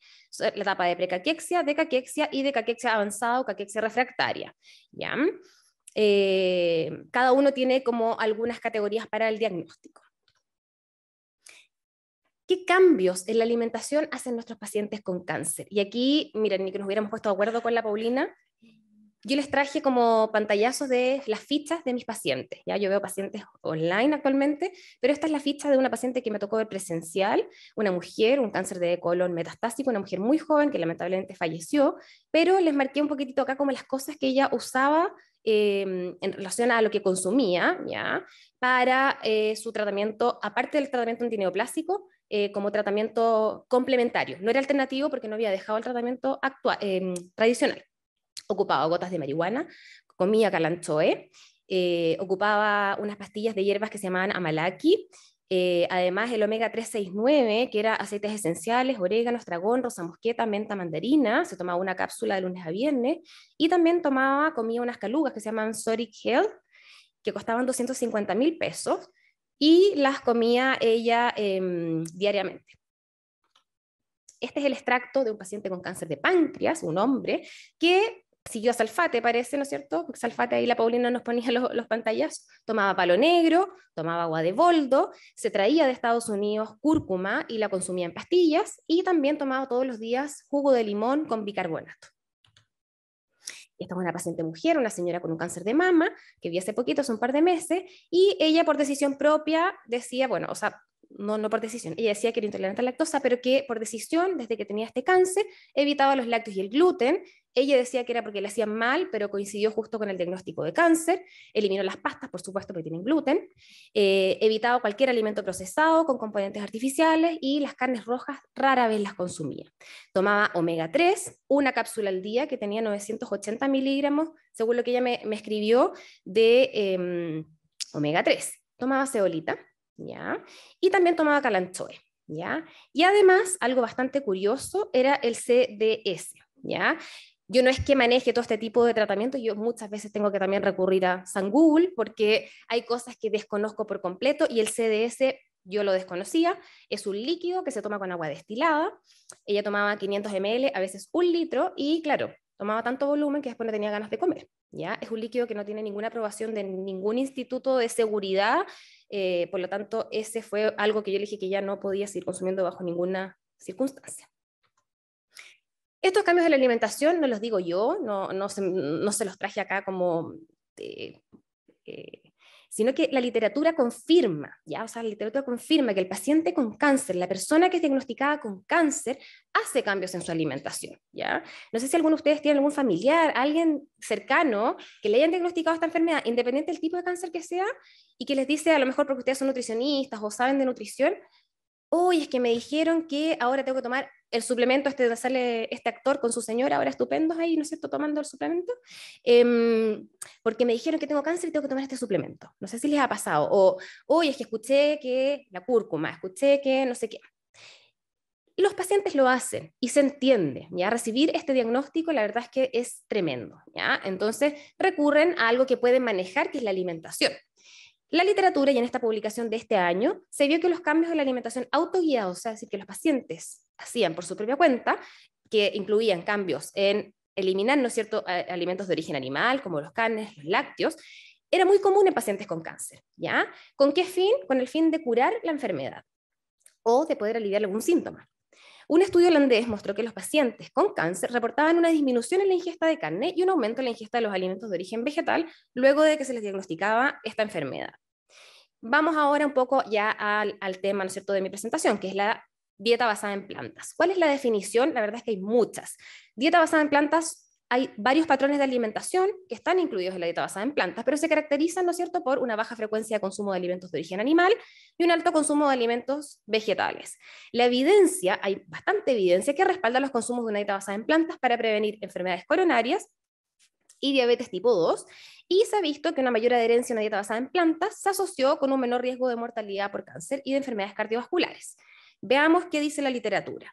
Y la ordené de una manera de traerles lo más antiguo a lo más nuevo. ¿Ya? Esta publicación, que fue la primera que encontré, fue del año 2007, donde quisieron ver si la influencia de una dieta alta en verduras, frutas, fibra y baja en grasas influía, ¿no es cierto?, en el pronóstico de mujeres con cáncer de mama. ¿Ya? El objetivo era ver si esta ingesta mayor de frutas, verduras y fibra y una menor ingesta de grasa reducía el riesgo de recurrencia, o sea, de que vuelva a aparecer la enfermedad, o de otros tumores primarios, que aparezca otro cáncer. ¿Ya? Y mortalidad por todas las causas en mujeres que habían tenido cáncer de mama en estadios precoces previamente tratados. Se reclutó más de 3.000 mujeres, se asignaron a 2 grupos, el grupo de intervención y el grupo control. El grupo de intervención recibía clases de cocina por un año, ¿ya? Y año 2007, ¿ya? Y una dieta con 30 gramos de fibra, 15 a 20% de grasas. Y el grupo control solamente seguía los consejos de 5 al día, ¿ya? ¿Qué es lo que vieron? Es que adoptar una dieta rica en verduras, frutas y fibra y baja en grasas no redujo los eventos adicionales de cáncer de mama ni tampoco la mortalidad durante el periodo de seguimiento de 7 años que se le realizó a estas mujeres. Vamos ahora al año 2016. Entre el 2007 y el 2016 no hubo publicaciones, ¿ya? Y de aquí empiezan ya a existir bastantes publicaciones. En esta, lo que quisieron hacer, ¿no es cierto?, era evaluar si las recomendaciones que existen de la American Cancer Society para paciente no oncológico o para el sobreviviente de cáncer estaban asociadas a riesgo de muerte en mujeres que tenían cáncer de mama, ¿ya? O que habían tenido cáncer de mama. Se aplicaba un cuestionario y se veía qué tanta adherencia tenían las pacientes, las mujeres, a estas recomendaciones de la American Cancer Society, que son, ¿no es cierto?, consumir una dieta rica en frutas, verduras, granos integrales, etc. Se incluyó 4.400 mujeres que tenían cáncer de mama, y se vio que la puntuación del patrón de alimentación antes y después del diagnóstico, esto lo sacaron de una cohorte de mujeres que no tenían cáncer, ¿ya? Eran 90.000 mujeres que les empezaron a aplicar cuestionarios de alimentación, y de ese grupo de 90.000, 4.000 dieron con diagnóstico de cáncer, y a ellas las compararon, ¿no es cierto?, prediagnóstico y después postdiagnóstico. ¿Ya? No se asoció la adherencia, una buena adherencia a este patrón de alimentación en relación a las guías de la American Cancer Society con mortalidad específica por cáncer de mama, ni tampoco con mortalidad por enfermedad cardiovascular o mortalidad por todas las causas. Pero sí se vio que la ingesta de carnes rojas y carnes procesadas, luego del diagnóstico, o sea, luego que eran diagnosticadas con cáncer, era el único componente asociado con una causa de mortalidad distinta a cáncer, ¿ya? Que es lo que ya en realidad sabemos y tenemos súper claro. Debemos siempre fomentar el consumo, ¿no es cierto? Acá dicen, en la población de sobrevivientes de cáncer de mama, pero a todos, en realidad, a que sigan una alimentación de buena calidad, ojalá, ¿no es cierto?, basada en plantas por la salud general. Seguimos en el año 2016, esta revisión sistemática y metaanálisis lo que quiso era investigar la asociación entre una ingesta de alimentos y patrones dietéticos con mortalidad general en sobrevivientes de cáncer, ¿ya? Se incluyeron bastantes estudios y se vio que la adherencia a patrones dietéticos saludables, es decir, patrones ricos en frutas, verduras, legumbres, se asociaban a un menor riesgo de mortalidad en sobrevivientes de cáncer. Y, por otro lado, adherencia a patrones dietéticos occidentales, es decir, alta cantidad de carnes, granos, harinas, azúcar, aumentaba el riesgo de mortalidad en sobrevivientes específicamente de cáncer de mama y colorectal, y también se generaba un mayor riesgo de recurrencia, o sea, que apareciera nuevamente la enfermedad en pacientes con cáncer colorectal. Y también se afirma, y acá concuerdo con con la impopularidad de la Caro, que el consumo de bebidas alcohólicas se asocia a mayor riesgo de recurrencia. Ya no solamente acá hay que prevenir, sino que también, al parecer, el alcohol tendría ahí injerencia sobre la recurrencia de la enfermedad.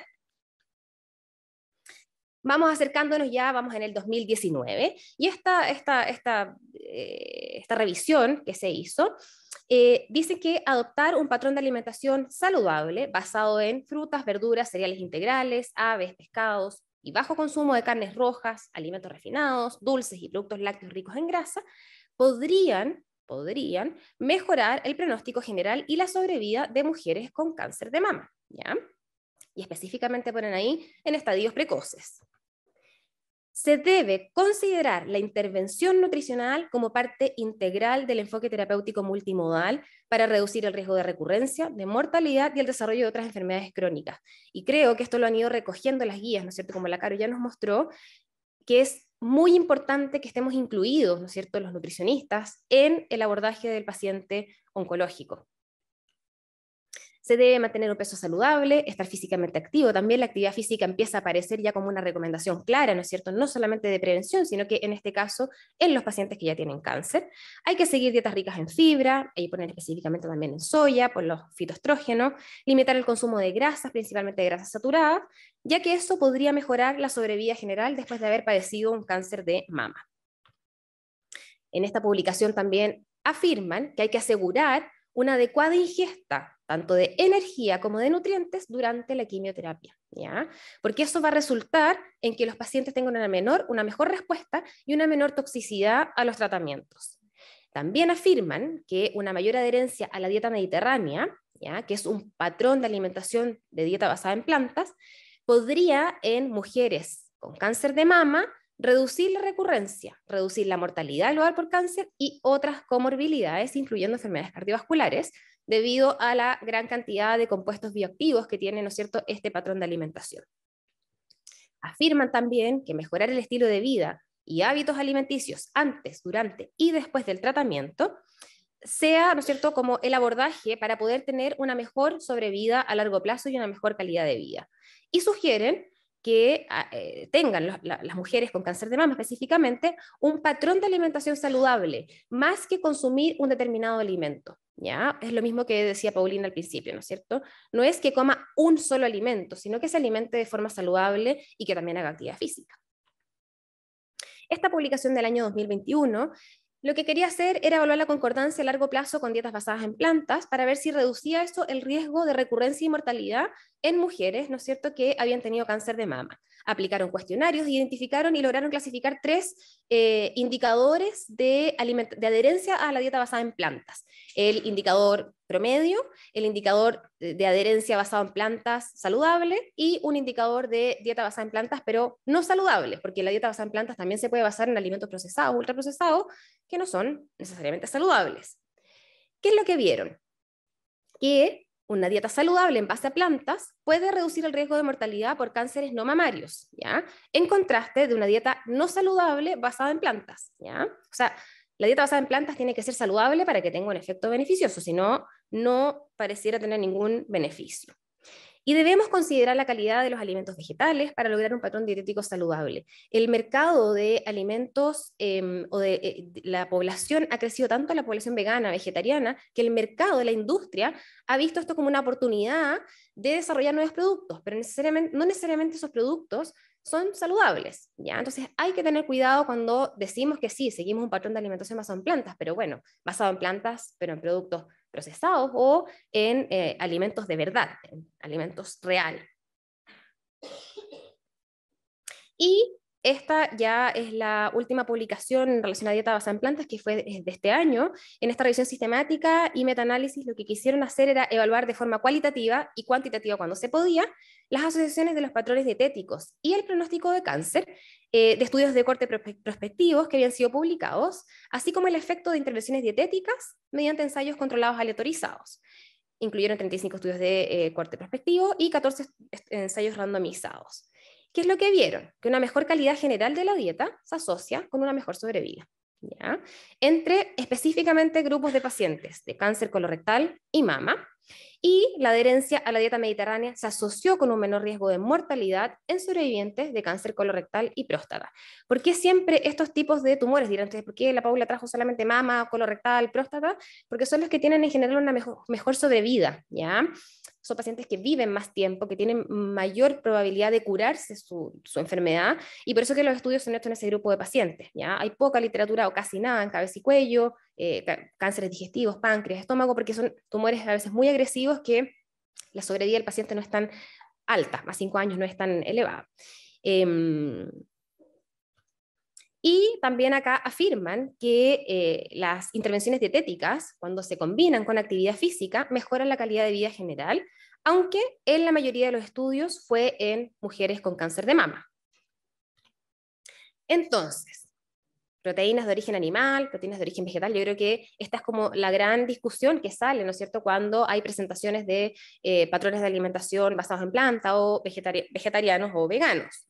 Y me encantó porque me encontré con esta publicación de grandes autores, está la Carla Prado, Jen Arens, ya, son personas que publican, Alessandro Laviano, un italiano que es capísimo, que publica mucho de oncología, y encontré que era espectacular y me venía como anillo al dedo. Esto fue como una señal divina que recibí como 2 días antes de terminar la presentación, como, ya, a ver qué más encuentro, ¡pum!, apareció esta publicación, que es un paper de opinión, pero para mí es como la Biblia, porque son estos personajes que son muy capos, y dicen, bueno, ¿cuál es la importancia de las fuentes proteicas para el anabolismo proteico muscular en cáncer? ¿Ya? Se hizo una revisión de la literatura sobre el impacto potencial de las proteínas en el anabolismo muscular en cáncer, y empiezan a afirmar algunas cosas. Dentro de eso dicen que, ¿no es cierto?, las fuentes de proteínas son un tema de interés para pacientes y médicos, específicamente en oncología. ¿Por qué? Porque las proteínas de origen animal tienen una mala fama, ¿ya? ¿No es cierto? Sobre todo las carnes rojas, que tienen efectivamente un potencial carcinogénico, ¿ya?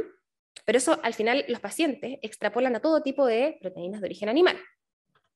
No se ha establecido la composición óptima de aminoácidos en la dieta para la salud muscular en cáncer. No sabemos qué aminoácido en particular, en qué cantidad tiene que comer el paciente para que pierda menos masa muscular.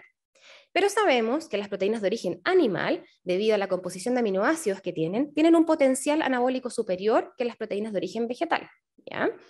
Y ellos dicen, debemos hacer que nuestros pacientes coman de las proteínas, de la total ingesta de proteínas, que un 65% de esas proteínas provenga de origen animal durante cuando el paciente esté en tratamiento activo para el cáncer, ¿ya?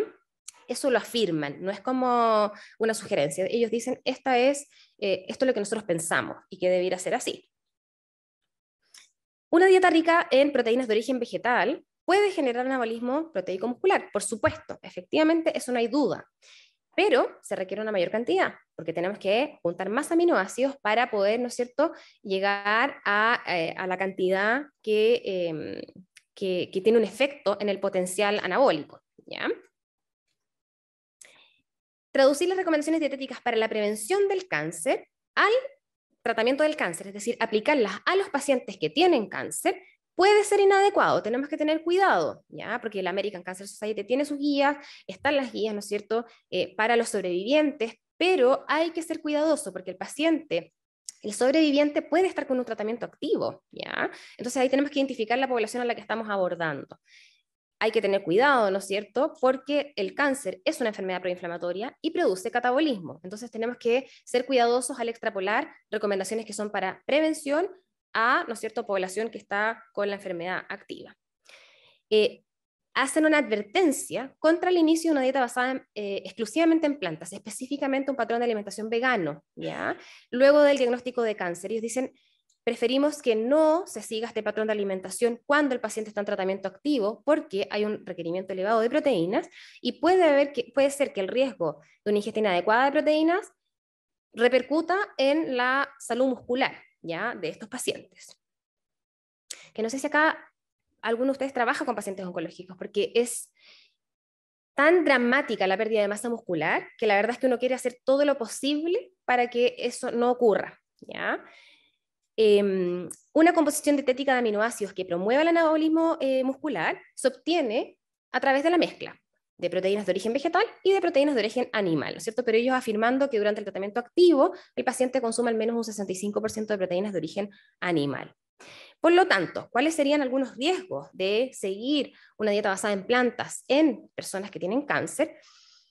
Los aportes hiperproteicos que se requieren, ¿no es cierto?, para la síntesis de masa muscular, si es que el paciente excluye fuentes de origen animal, requeriría mayor volumen de alimentos. Y el problema es que nuestros pacientes con cáncer, nuestros pacientes oncológicos, si están en algún tratamiento antineoplásico, van a tener anorexia, ¿ya? Entonces, chuta, bueno, ¿ahí qué hacemos? Es como, fraccionamos, sí, perfecto, pero cuando tenemos que entregar mucho aporte proteico proveniente de fuentes vegetales, se nos complica un poco la cosa. A veces los pacientes la saciedad empieza a aumentar durante el día, o sea, pueden tolerar bien un desayuno, una colación y el almuerzo, pero las 3 últimas comidas de la tarde no las toleran y hay que darles un suplemento. Entonces, hay que tener cuidado porque el volumen de las proteínas de origen vegetal es mayor y en general estos pacientes tienen anorexia. Las proteínas de origen vegetal tienen fibra, ¿no es cierto? Una excelente fuente de proteínas de origen vegetal, legumbres. Perfecto, excelente. Pero fibra, distensión abdominal, pueden tener saciedad precoz, pueden además tener náuseas. Entonces, se nos complica un poco la cosa, ¿no es cierto? Es difícil. Entonces, hay que tener cuidado ahí con los síntomas gastrointestinales y con la cantidad de proteínas de origen vegetal si el paciente sigue un patrón de alimentación exclusivo basado en plantas. Y, insisto, los pacientes requieren aportes en general hiperproteicos, como nos dijo la Caro, se bajó la cantidad, pero en general yo trabajo con aportes mayores a 1,2 gramos por kilo, hasta 1,5, porque obviamente junto con el ejercicio, con la actividad física, mejora esto la masa muscular. Y estos requerimientos hiperproteicos en pacientes con cáncer, que están perdiendo peso, que tienen algún grado de caquexia, o que el tipo de cáncer impacta negativamente en el estado nutricional, volvemos a lo mismo. Dar aportes hiperproteicos con una dieta exclusivamente basada en plantas, ¿ya? Damos más volumen, los pacientes tienen anorexia, si damos proteínas de origen vegetal, puede haber sintomatología gastrointestinal, entonces tenemos que tener algunas consideraciones. ¿Cuáles son los beneficios? En pacientes con cáncer que no presenten alteración en el estado nutricional, que no tengan pérdida de masa muscular, una dieta basada en plantas sería segura y excelente fuente de ácidos grasos poliinsaturados, de ácidos grasos monoinsaturados, de vitaminas y minerales, de antioxidantes y fibra, y podría ser absolutamente aplicable, ¿no es cierto?, a un paciente que no tenga mayores efectos o mayor impacto en su estado nutricional. Hay mucha evidencia sobre dieta basada en plantas en prevención de cáncer. Eso es indiscutible, es beneficiosa. Todos ojalá deberíamos adoptar un patrón de alimentación basado en plantas para prevenir el cáncer y también las enfermedades cardiovasculares. Por lo tanto, población sana es una excelente alternativa. Y recuerden, no es que nos volvamos todos veganos, ¿ya? Sino que disminuyamos el consumo de alimentos de origen animal y aumentemos los alimentos de origen vegetal. Y algo que también está muy de moda y que también me gusta mucho es el menor impacto ambiental que se genera, ¿no es cierto?, al adherir a este patrón de alimentación basado en plantas. Y ya para ir cerrando, el bonus track de ayuno y dieta cetogénica en cáncer. ¿Qué es la dieta cetogénica? Yo creo que acá todos saben, porque si son nutricionistas, yo creo que todos pasaron en pediatría, ¿no es cierto?, la clase de dieta cetogénica y epilepsia, ¿no es cierto? Algunos les tiene que haber hecho clases la Vero Cornejo, pero probablemente todos acá tuvieron la clase, porque de ahí nació, ¿ya? La dieta cetogénica partió muchos años atrás, 1920, 30 por ahí, ¿no es cierto?, como una opción, este patrón de alimentación como una opción para tratar la epilepsia. En cáncer, ¿por qué partió? Porque las células neoplásicas, las células cancerígenas, tienen una alteración, cambia el metabolismo energético de las células neoplásicas y aumenta la captación de glucosa por parte de estas células y convierten esta glucosa a lactato, ¿ya? Tienen como un cambio en el metabolismo energético. Entonces, claro, suena como súper obvio. Si le quitamos la glucosa a una célula neoplásica, debería morir, ¿no es cierto? Y de ahí nació como esta idea, de este efecto Warburg, que es el efecto del metabolismo energético en las células neoplásicas. ¿Cuál es la dieta cetogénica? Es la que se caracteriza por tener una menor proporción de hidratos de carbono y una mayor proporción de lípidos, imitando los efectos del ayuno. La literatura dice que hay un posible efecto en la reducción del crecimiento tumoral y un aumento en la sensibilidad de los fármacos, sobre todo en pacientes que están con quimioterapia, o sea, hacer dieta cetogénica y quimioterapia pareciera ser, ¿no es cierto?, que mejorara la sensibilidad de los fármacos y la destrucción de estos fármacos, específicamente la célula neoplásica, pero volvemos a tanto lo que hablaba un poco la Paulina, con lo que nos mencionó al final la Caro de las recomendaciones de la guía ASCO. Los estudios son preclínicos, no es lo mismo extrapolar estudios en ratones, clínicos en ratones, que en seres humanos. Por lo tanto, no hay evidencia todavía que afirme que este patrón de alimentación es beneficioso. Pantallazos ahí de la literatura, de la búsqueda de la literatura que puse filtro 2018 y seleccioné estos así porque me parecieron interesantes. ¿Y qué es lo que dicen? El uso de la dieta cetogénica en cáncer es potencialmente prometedor el efecto, pero hay resultados inconsistentes. La combinación, ¿no es cierto?, del ayuno con quimioterapia reduce la progresión tumoral, aumenta el efecto de la quimioterapia, pero, de nuevo, evidencia en humanos limitada, ¿ya? No se puede generalizar para que todos recomendemos este tipo de alimentación o este ayuno. Se necesitan más estudios en humanos con un tamaño muestral adecuado que confirmen, ¿no es cierto?, esos hallazgos. La heterogeneidad de los resultados, la mala metodología de los estudios también hacen que sea difícil poder extrapolar esta recomendación a todos los pacientes.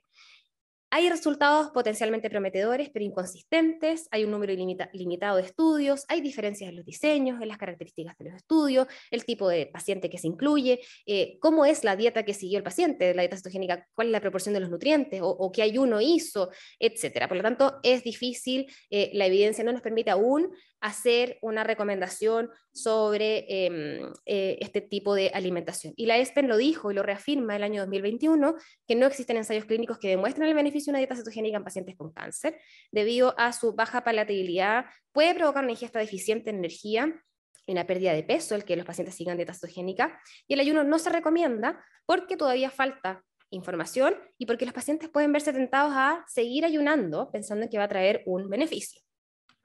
Por lo tanto, debemos realizar una intervención nutricional para asegurar una buena ingesta tanto de macro y micronutrientes. Debemos considerar siempre el tipo de cáncer, el estadio, el tratamiento, el pronóstico, la presencia o no de síntomas gastrointestinales para así poder planificar la intervención. Luego de superado el tratamiento, fomentar estilos de vida saludables que incluyan estar físicamente activo, una dieta basada en vegetales, frutas, cereales, integrales, legumbres, semillas, frutos secos, bajo consumo de grasas saturadas, carnes rojas y alcohol. Fomentar comer comida saludable y casera. Cada paciente es único, debemos respetar sus creencias y también informar sobre los riesgos y beneficios que conlleva seguir una determinada dieta. Y para mí, la mejor dieta para el paciente con cáncer es una que cumpla con ser segura, suficiente, equilibrada, sostenible, agradable y práctica. Y les quiero mostrar este video que me encanta, que un poco, siempre como que me saca lágrimas el video, porque lo encuentro muy bonito, y el mensaje aquí es como, nuestro paciente con cáncer tenemos que tranquilizarlo, tenemos que apoyarlo, y tenemos que, de cosas sencillas, hacer que el paciente vuelva a disfrutar el alimentarse. Y les voy a traer, es súper cortito, porque me pasé en el tiempo. Puse play, pero no, a ver.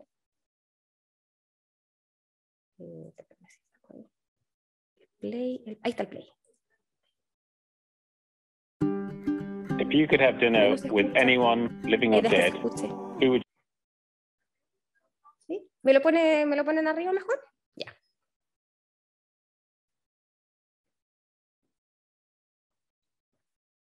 You choose? Kylie Minogue. Oh. Marilyn Monroe. Oh God, I wouldn't have a clue. I know, straight up. Paul.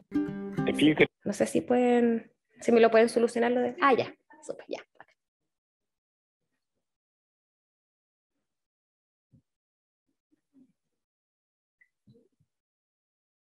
Ahí sí. If you could have dinner with anyone living or dead, who would you choose? Kylie Minogue. Oh. Marilyn Monroe. Oh God, I wouldn't have a clue. I know, straight up. Paul Hogan. Kim Kardashian. No. I'd like to have dinner with Justin Bieber. What? He's not coming to my house. No, I'd have Bob Hawke. Dave Hughes. Barry Humphries. Jimi Hendrix. People who have made a difference in the world, maybe Nelson Mandela at the dinner table. I don't know what he's going to say, I'm scared. If you could have dinner with anyone in the world, who would you choose? Probably our whole family, like our whole extended family. Mum and Dad. Mum and Dad. Does it have to be a celebrity? Could it be family? We love it. We talk about how school is. We ask Mum and Dad how their day was. Family. Yeah, Mum and Dad. Family. Who would you guys like to have a dinner with? They just want to be with us while they're eating food, which is pretty cool. They see us above everything.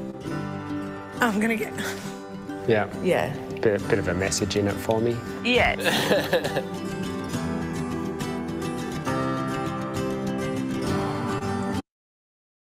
If you could have dinner with anyone... Muchas gracias.